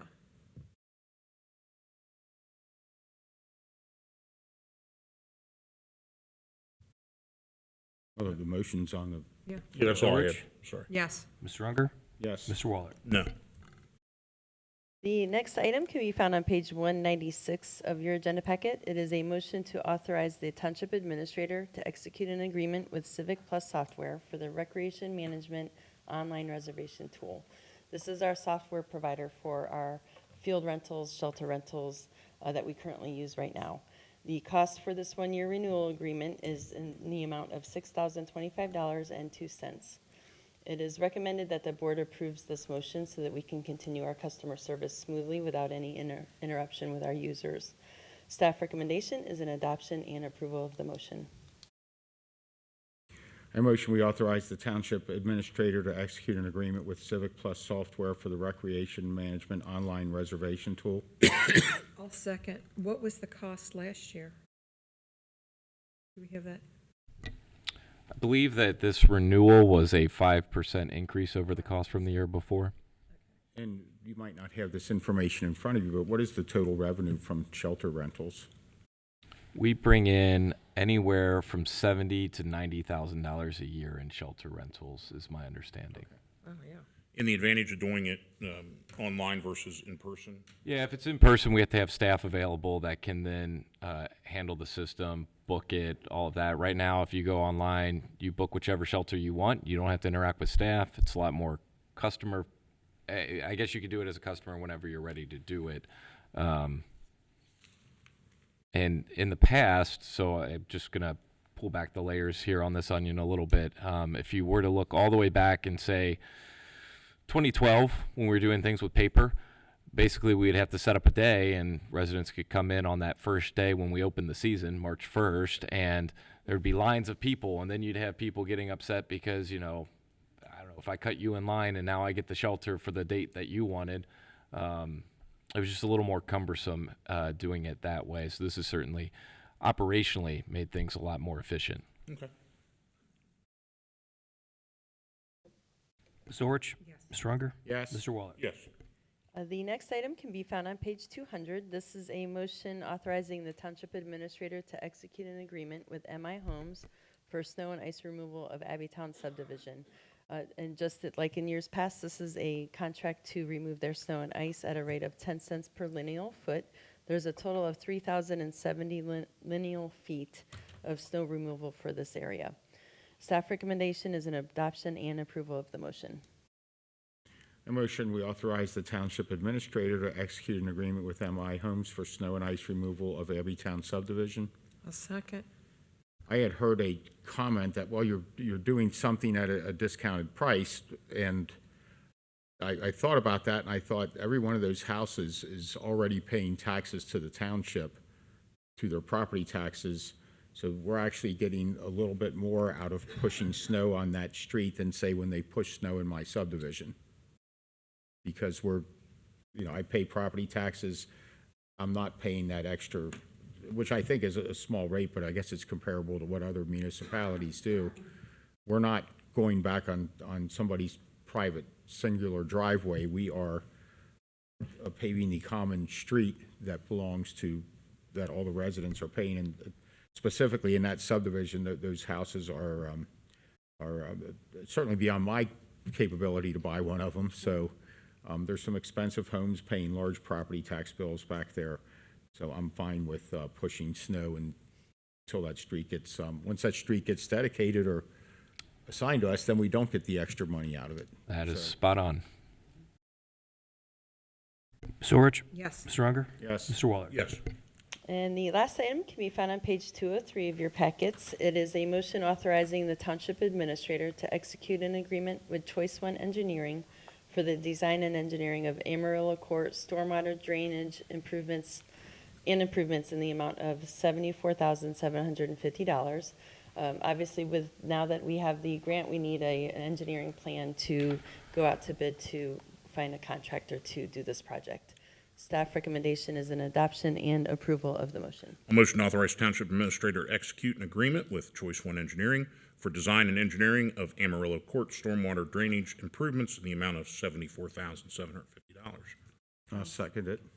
No, that's not a part of the $586,000. It is not. No, this is just totally separate. Okay.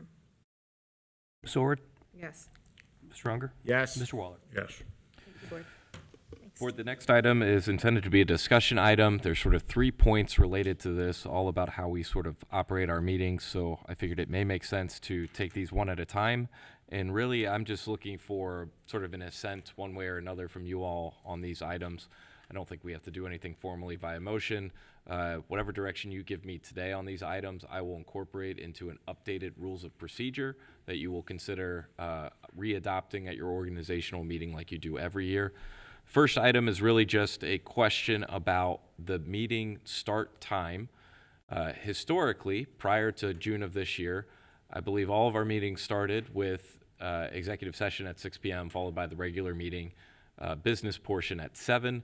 We switched that for the second half of this year by having executive session solely at the end of the meeting and starting the business portion of the meeting directly at 6. And so I'm just kind of looking for feedback from you all on how you think that went and if we should keep doing that in the future. I like the 6 o'clock. I don't think people have to wait for us to get back from executive session. I think this has been working out. I think it's brilliant to do it at 6 o'clock because I think executive sessions ought to be not the norm per se, but more rare, and it certainly has made it more rare to have executive sessions. And I think that benefits everyone, and I've not gotten a single complaint about the 6 o'clock start time. Even when people were accustomed to coming for 7 o'clock, I still didn't hear people complain. And on a night like tonight, it's very welcome. Mm-hmm. And I'm fine and flexible with either start time. Okay. 6 o'clock's fine. If Brody wants to go to 7, that's fine too. I know Brody wants to get home earlier. I know he wants, but no earlier than 6. There are people who work, and for them to get to the meeting, 6 is cutting it close for a lot of folks. So. Yep. Okay. So that gives me the perspective I need there. One of the other things, this is just something that I've been observing, and sort of bore out a little bit when WCPO held an event here, talking to different residents. I've recognized at times that sometimes folks just want to be able to have more of a back and forth and more of an engagement. I know when we have a business meeting, it's very structured and very to the point, and so we don't do a lot of that back and forth and engagement. And so an idea I wanted to offer and float was whether or not there would be consideration to having a town hall style meeting at some point. You could notice it as a regular meeting, but really the function would be more of a conversation between the board and residents, or providing a forum or space for that. It's certainly not something that I was able to point to examples of other communities that do it regularly or frequently, but wanted to, in context of this discussion, offer that as an idea and then just get perspective from you all.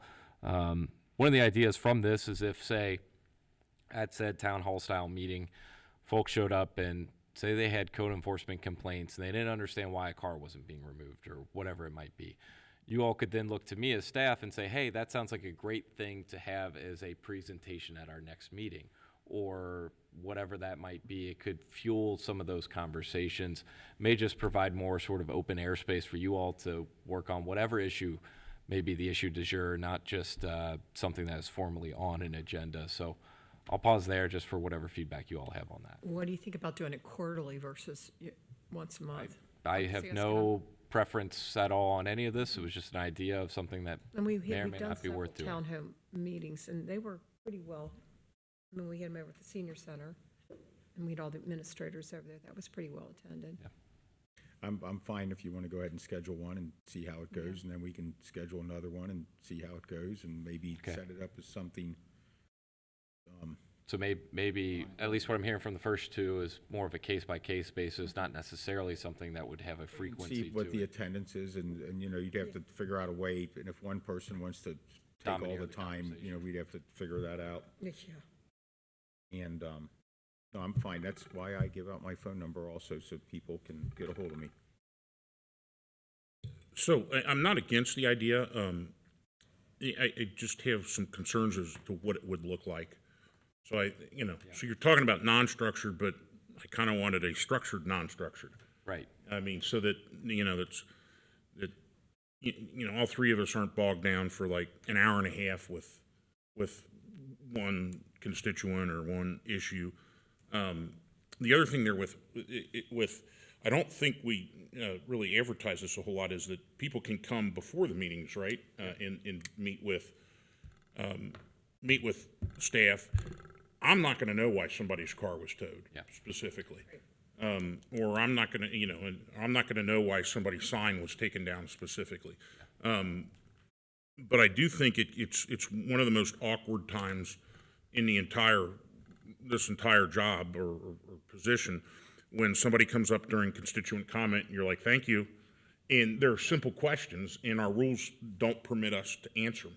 And I kind of feel like I'm frozen up here and can't say anything because the meeting does have a business cadence to it. So I don't know, maybe there's a third way in there, or something that can evolve without getting into the back and forth of not solving a problem. Yeah. Just magnifying it. Well, and it's interesting, and to maybe expand on something that you mentioned, even with those issues where you may not have the nuance. I've seen times where residents will tell me, like, yes, I know I can come to you, but I really just want to talk to my elected official. Okay. And so what I'm hearing from you all is not necessarily a yes or a no on this. It's let's maybe let it marinate and figure it out a little more. Let's massage it and see what it looks like. And okay, so I think I understand there. And then the final actually is a suggestion that I believe Brody had, so I'll give credit where credit is due. And that is from his experience as law director at other communities, looking how they handle public hearings and kind of reshaping how we do ours to better serve those folks involved in the public hearing. And so I kind of outlined what a 9-step process would look like. So this is a lot more regimented than the last conversation, but essentially you all would open a public hearing, law director would swear people in, staff would do their presentation on the case, the applicant would have an opportunity to give an overview of the project, then everyone else would get an opportunity to speak and ask questions. Then the applicant would be called back up, and at that point, they'd be able to answer questions or respond to things that they heard. You all would be able to ask them questions, and then once that ended, once the questioning of the applicant was over, we would close the public hearing. You all would immediately deliberate and immediately take action on the case, rather than how we do it now where it's a little disjointed and there's a time gap. So. And I like that idea because, I mean, oftentimes it might be a question from Ms. Ulrich or Mr. Unger that brings up another question from somebody in the audience or brings up a question from myself that I didn't anticipate. And it's I mean, today is a little bit abnormal with the number of public hearings, but it's immediate. It's on our mind then, and I think it makes for a sharper decision-making process. And is it legal to do it that way? Sometimes do we need to have a public hearing and then have a delay for a period of time? Yeah, there's certainly some cases, Mr. Unger, where there's like, for example, the TIF, right, that we had a public hearing in November 18th, and then we have to wait 30 days and then have another one. So there are times when that will be the case, but this is going to apply for like your kind of run-of-the-mill zoning cases, especially. Sure. Some employment things. There's certain times where that will be kind of the outlier rather than the kind of. That's fine. And then to that end, in that exception language into whatever. To that end, I believe we have a meeting December 23rd at 5 o'clock for just a quick public hearing for a TIF. It's actually not a public hearing. It's just we already had the taking public hearing, but we have to schedule it action on 30 it. days after the. Okay. Yeah. Will people be allowed to speak at that meeting? That's at the discretion of the board. Okay. Yeah, figure it out, Brody. If that's what you want to do, we'll try. Okay, I don't want to. You can blame me. That's fine. Well, that's what I do. That's why you refer to the trustees making the big bucks. I mean, that's why we blame you. I appreciate the feedback, board. So we will look to having an updated rules of procedure with your organizational meeting consistent to last year, and some of these changes will be incorporated. The next several agenda items are actually will be presented by Assistant Administrator McElravy.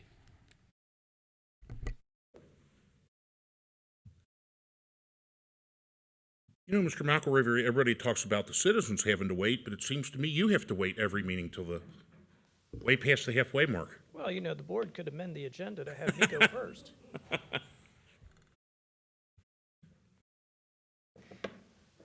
Okay, so the next item on your agenda is on page 214 of your board packet. The JEDD had held its annual meeting earlier today, and we were down one member due to a resignation at Liberty Nursing. So what we are asking for is a motion or approval of a motion to appoint the worker member of the JEDD, and the person that Liberty Nursing recommends is their administrator. His name is Bob Burns, and I can tell you a little bit about him here. So he has been the administrator at Liberty Nursing since April of 2025. He has a bachelor's in business administration from Merritt College in Massachusetts and a master's of health administration from Xavier University. And he seems very interested in joining the JEDD board And staff recommendation is adoption of the motion to appoint Mr. Burns. I motion that we appoint Mr. Burns to the as the worker member for the Colerain Township City of Cheviot Joint Economic Development District Board. Second. Any discussion, because you're on that board? He was here earlier this he evening. was. He was I did sitting in get this the chair. meeting. We had a 5 o'clock meeting of our annual meeting just to review the finances of the JEDD, and Mr. Burns was here for that 5 o'clock meeting. Ms. Orich? Yes. Ms. Stronger? Yes. Mr. Waller? Yes.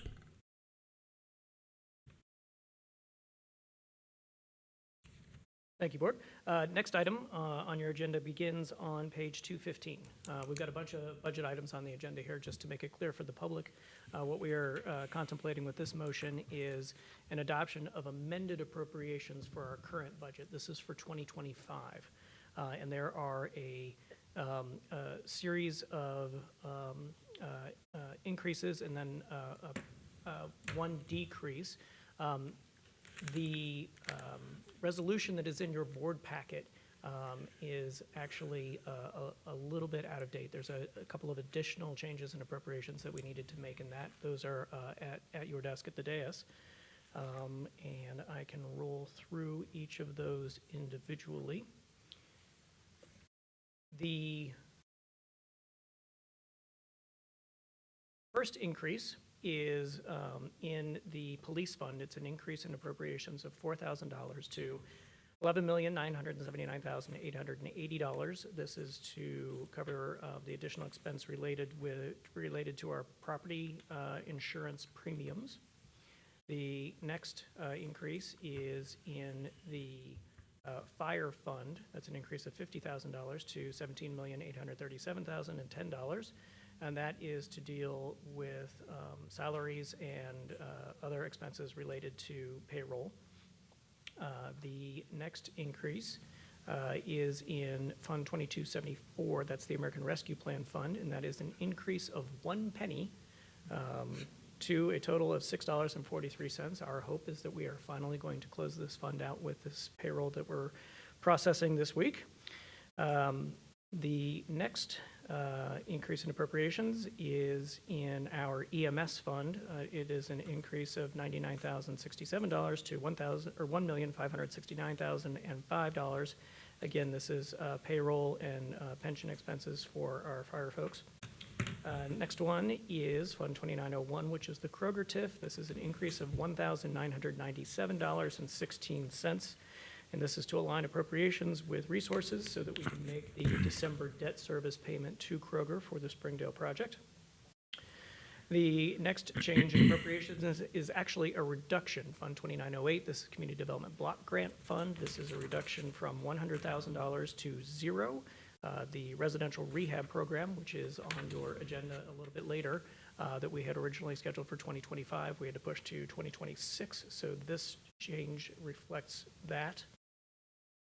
Next change in appropriations is in our Parks Fund. It is an increase of $84,471 to $1,440,976. Again, that's for property insurance premiums, payroll, and our OPERS contributions. And then finally, for our Fund 6001, the Self-Insurance Fund, it is an increase in appropriations of $450,000. And that is to cover to a total of $3,118,066. That is to cover health insurance claims. I think it's very important to note, not just for the board, but for the public, that we have stop-loss insurance through our self-insurance program. And although the appropriations, this is a pretty significant increase in appropriations, we will recover those funds to the extent that we are beyond our deductible in the weeks to come. So this is really more a function of timing with the reimbursement from the stop-loss policy than it is anything else. Motion, we approve the resolution authorizing the adoption of amended appropriations for the year 2025. A second. A couple quick questions for you. I know I didn't think this would ever happen. Are we actually getting the opioid settlement funds? Yes, we are. You were no vote on that. Well, I didn't think we'd ever get them. I didn't want to let them off the hook. I'm shocked, actually, that they're paying them out. And the other question I had was, I've kind of forgotten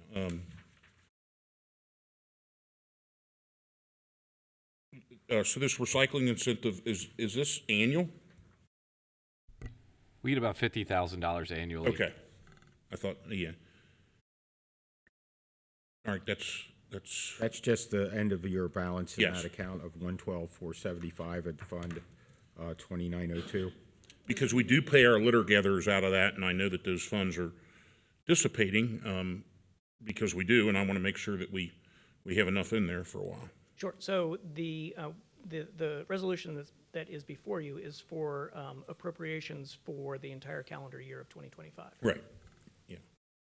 And that 112,475, to your point, yes, does include the expenses related to the litter laborers. Gotcha. I have no other questions.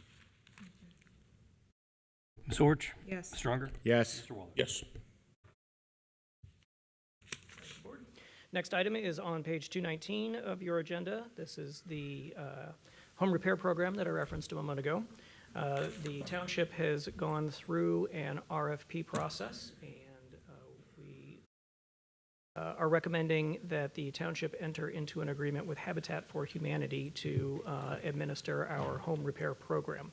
The recommendation is to use $100,000 in community development block grant in 2026 to implement the program, and the idea is that this would complement a lot of the work that our code enforcement folks are doing. I mean, what they have are basically a set of sticks, and it would be really nice to be able to offer carrots, particularly for folks who are very much in need and don't have the means to make these repairs themselves, and give them the opportunity to remain in their homes. So this is a trial program, and we are hoping that that Habitat will be able to use these funds in collaboration with their own to repair, well, we'll see how many, but hopefully as many as 10 homes in the township. Staff recommendations, adoption of the motion. I motion we authorize the township administrator to enter into agreement with Habitat for Humanity for home repair program. I'll second that. Now, will they be taking the applications for the residents and qualifying them? Yes, they're going to be handling all of that. So they don't have any agreement staff. contemplates that for our end, and certainly it just makes it a little cleaner on our end not Right. to have to do all the work on their behalf. Ms. Orch? Yes. Mr. Unger? Yes. Mr. Waller? Yes. Thank you, Board. The next item is a motion authorizing Township Administrator to execute a collective bargaining agreement with the IAFF in substantially the same form. So the existing agreement with our full-time firefighter union expires at the end of the year, and we've come to terms that are attached, and I would recommend adoption of the motion. I motion we authorize the township administrator to execute the collective bargaining agreement with IAFF in substantially the same form. Second. Ms. Orch? Yes. Mr. Unger? Yes. Mr. Waller? Yes. Next item is similar. This is a motion authorizing Township Administrator to execute collective bargaining agreement with the FOP clerks in substantially the same form. Same note there, ends this year, and we were able to reach consensus on terms. Motion we authorize the township administrator to execute the collective bargaining agreement with the FOP clerks in substantially the same form. Second. Ms. Orch? Yes. Mr. Unger? Yes. Mr. Waller? Yes. Thank you, Board. The last item there is a motion authorizing the Township Administrator to execute collective bargaining agreement with AFSCME Part-Time Fire in substantially the same form. So same comment as before, this represents our part-time individuals in the fire department, and I would recommend adoption of the motion. A motion we authorize the township administrator to execute the collective bargaining agreement with AFSCME Part-Time Fire in substantially the same form. Second. And thank you for all your hard work with this, and Tiffany too, all your negotiations. And Jeff McElravy. And Jack which he's, yeah. Him too. There he is, he's over there. He's doing something. Yeah. Ms. Orch? Yes. Mr. Unger? Yes. And Mr. Waller? Yes. Thank you, Board. The next item is a motion to establish a merit pool of $122,387.64 for non-represented township employees. Just for some background here, annually you all will establish a merit pool to provide our compensation increases for anybody that is not covered by a collective bargaining agreement. That's ranged over the past several years in size. This year, that total figure that is included covers every additional fringe benefit as well, so Medicare, workers' comp, retirement, and what have you. And I would recommend adoption of the motion. A motion, we establish a merit pool of $122,387.64 for non-represented township employees. I'll second. Ms. Orich? Yes. Mr. Unger? Yes. Mr. Waller? Yes. Next item is a motion to accept Ohio Plan's proposal for property and casualty insurance at a rate of $463,747. This provides us with essentially the same levels of coverage from the year before with the Ohio Plan. We did shop our insurance with various various other insurance companies. Unfortunately, they all declined to bid as they felt they weren't going to be able to be competitive with Ohio Plan's rates. So this coverage would provide us with the insurance that we need from 12/15 through 12/15/25 through 12/14/26, and I'd recommend adoption of the motion. A motion, we accept the Ohio Plan's proposal for property and casualty insurance at a rate of $463,747. I'll second that. Mr. Weckbeck, you and I talked about this, and I don't know that the other two members know this, but the $463,747 gave me a slight case of heartburn. I'd like to start looking at possibly self-insuring, and kind of congruent to that point is it finally came back to me what else I wanted to ask on this resolution before. We are doing self-insurance through health. Do we price that and I think we're in year 4 of that, but do we make sure that we're still on the cutting edge? We do compare it to fully insured just to make sure that we're doing better. And I agree with you. I think that the trick with trying to self-insure property and casualty is more around the deductible limits at first, because if you just rip the Band-Aid off, then you're exposing you get not a hurricane, a tornado to come through, and all of a sudden you lost the gamble that you take by doing that. But, when you look at things like how much you pay per deductible on legal cases or building flooding or property damage, and starting to have those conversations, because as you increase the deductible, certainly you're going to pay significantly less. In fact, if we were to increase, say, our deductible for legal by $5,000, $10,000, $15,000, you would probably see $40,000+ in drops in 1 year. But then you're exposing yourselves to risks of just an inundated number of cases. I mean, unfortunately, we see anytime our police officers do something, somebody might try to file suit just because they don't agree with what we did. Now, we follow policy, and that's an important part of mitigating risks, but, we've had cases filed against us where we weren't even part of it. Right. But, the person that was involved didn't have insurance, and so it's now let's see where we can go to maybe find somebody that can, pay something. So, yeah, it's definitely something on my radar to look at self-insurance and look at how we could get to a level where that's comfortable. There are other agencies that do self-insure in different ways. I remember when I was at the county, they kept their own sort of fund set aside, and they would self-insure a number of their legal cases for that reason. Okay. And they're also in a unique position that they have a full legal staff in terms of the prosecutor's office. So. Yeah. Okay. Yeah, I just, the insurance rates even personal insurance rates have gone crazy. House insurance almost doubled. Yeah. My auto insurance. My auto insurance, Yeah. Okay. Ms. Orich? Yes. Mr. Unger? Yes. Mr. Waller? Yes. Next couple of items will be presented by Assistant Administrator McElravy. The Mac is back.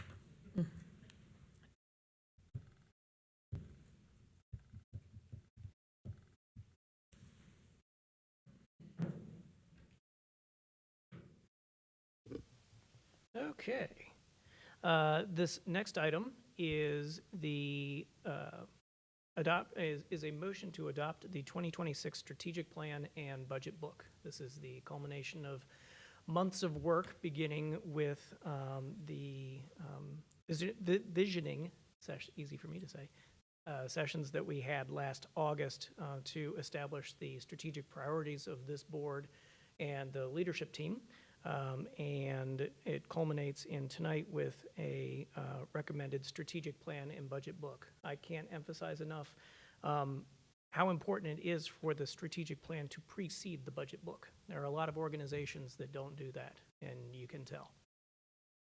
So what this budget does is address a number of key priorities of this board, including public safety staffing, the road program, continuing to build out our sidewalk system, and does all of this while maintaining financial stability. It is a revenue budget of $48 million and an expense budget of $50.6 million, and at first blush, that looks odd. The reason that the expenses outpace revenues is because the way that we are required to present our appropriations often can result in double counting or us having to carry things on our books that really aren't our expenses. For example, our self-insurance program. What we're showing is the expense in each of the operating funds for what the employee and what the employer pays in, and then we're turning around and showing that as an expense out of the self-insurance fund. So that artificially inflates the expense side of this equation. What we do as part of this strategic planning process is take a look at not just the next year, but we look at the next 5 years. And we look at every fund, and we look at the fund balance that we project for the end of each year out over those 5 years to make sure that there aren't decisions that we're making today that are going to come back to haunt us somewhere down the line. So happy to share that with the exception of a projected shortfall in year 2030 in the fire fund, every fund in this budget balances. Now, the amount that's in the fire fund is over a 5-year term. We think it's manageable. Now, it's obviously something that we'll be tracking very closely over the years to come, but it makes sense that there would be a projected deficit in that fund since it has been so long since there has been a new fire levy. So, with that, staff recommendation is adoption of the motion for the 2026 strategic plan and budget book. A motion, we adopt the 2026 strategic plan and budget book. I'll second that. Thank you for your work on that. Yeah, Many, many hands. thank you, thank you. Ms. Orich? Yes. Mr. Unger? Yes. Mr. Waller? Yes. Thank you, Board. Next item is on page 387. This is the appropriations resolution for the budget that you just adopted. Staff recommendation is adoption of the resolution. A motion, we adopt the temporary appropriations for fiscal year 2026. I'll second. Ms. Orich? Yes. Mr. Unger? Yes. Mr. Waller? Yes. Thank you, Board. The next couple of items will be presented by Assistant Administrator Mays.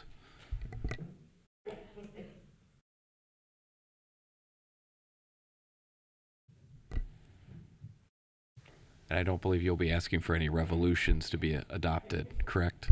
What's that? Oh, okay.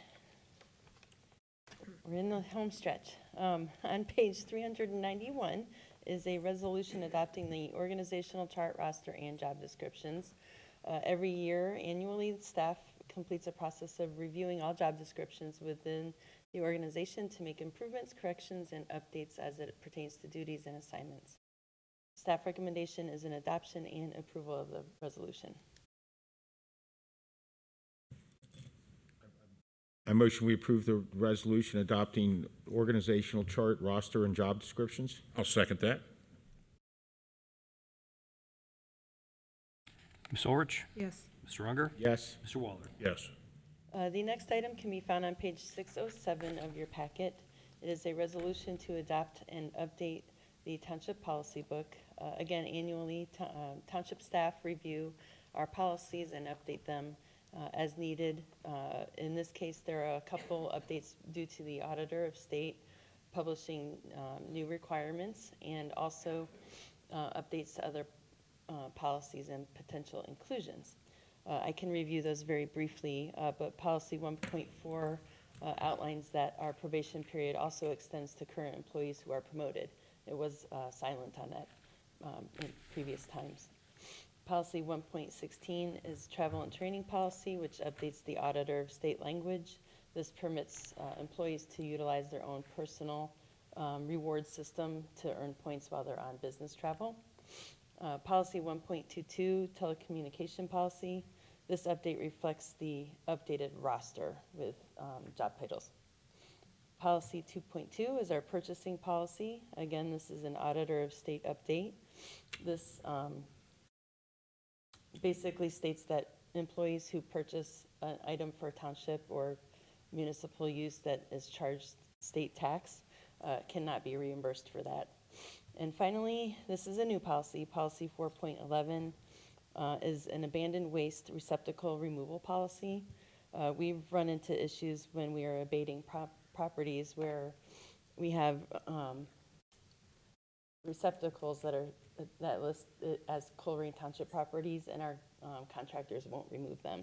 So this allows that to, what we'll do is we'll send this to our contractors, and then they'll be able to remove those receptacles for us. Staff recommendation is an adoption and approval of the resolution. A motion, we approve the resolution to adopt the updated township policy book. Second. Thank you for your work on the project. Bless you. Ms. Orich? Yes. Ms. Stronger? Yes. Mr. Waller? Yes. Thank you. Report the last items of new business will be presented by Assistant Administrator McElravy.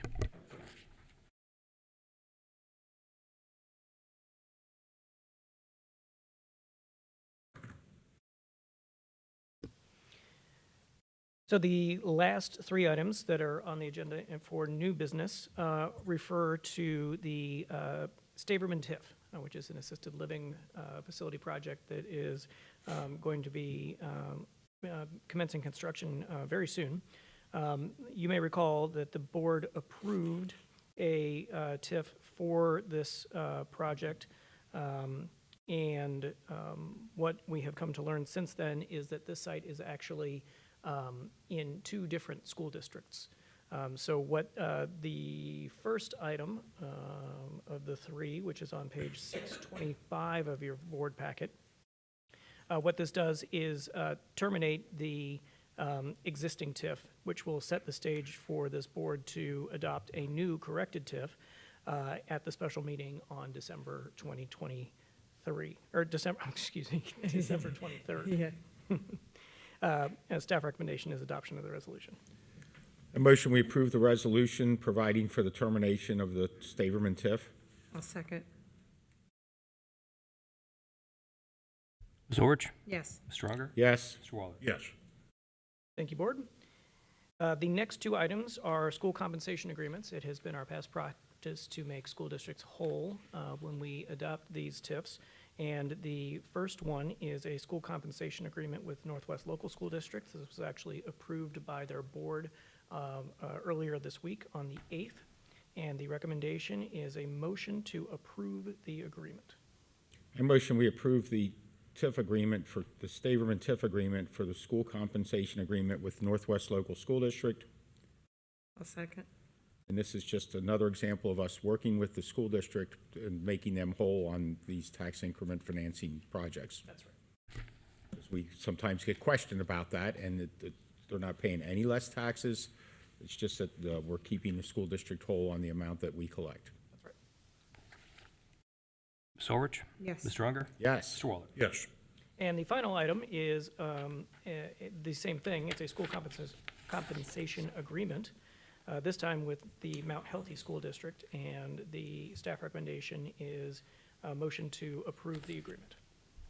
A motion, we approve the Staverman school compensation agreement with Mount Healthy School District, Second. which I think is the first one we have with Mount Healthy Schools. Ms. Orich? Yes. Ms. Stronger? Yes. Mr. Waller? Yes.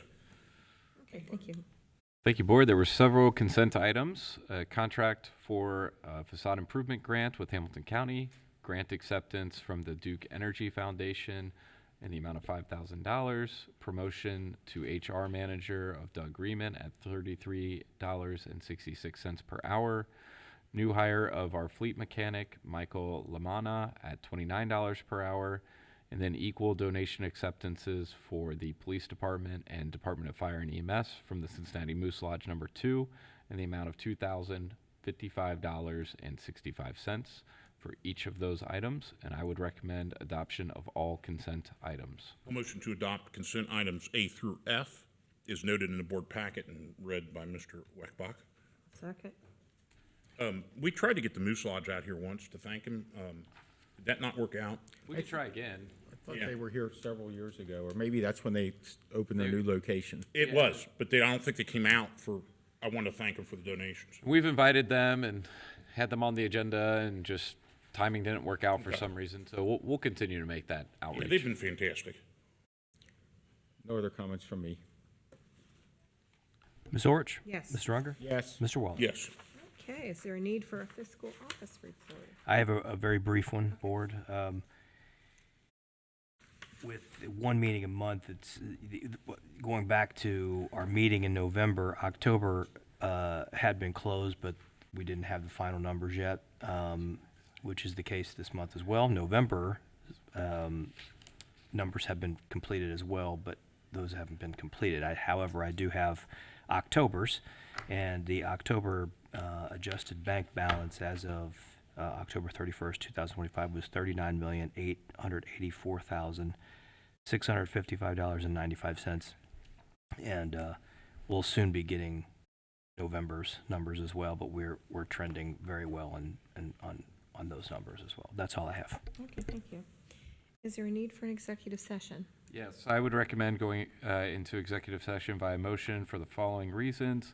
In accordance with Ohio Revised Code, Section 121.22G1, to discuss the compensation of public employees, and in accordance with 121.22G3, to discuss pending or imminent litigation. A motion, we go into executive sessions for the reasons detailed by Administrator Weckbach. I'll second. Do you expect any action on those items, Jeff? I do not anticipate any action. Ms. Orich? Yes. Mr. Unger? Yes. Mr. Waller? Yes. For those who want to wait, we'll be back in a little bit. It's 10:01, we're back from executive session. I guess we need a roll call. Okay. Ms. Orich? Yes. Mr. Here. Unger? Here. Mr. Waller? Present. Anything to report back from executive session? Nothing that I'm aware of to report. Okay, do we want to? Motion to adjourn. I'll second Matt's motion to adjourn. Ms. Orich? Yes. Mr. Unger? Yes. Mr. Waller? Yes. Okay, we are officially adjourned at 10:02. Thank you.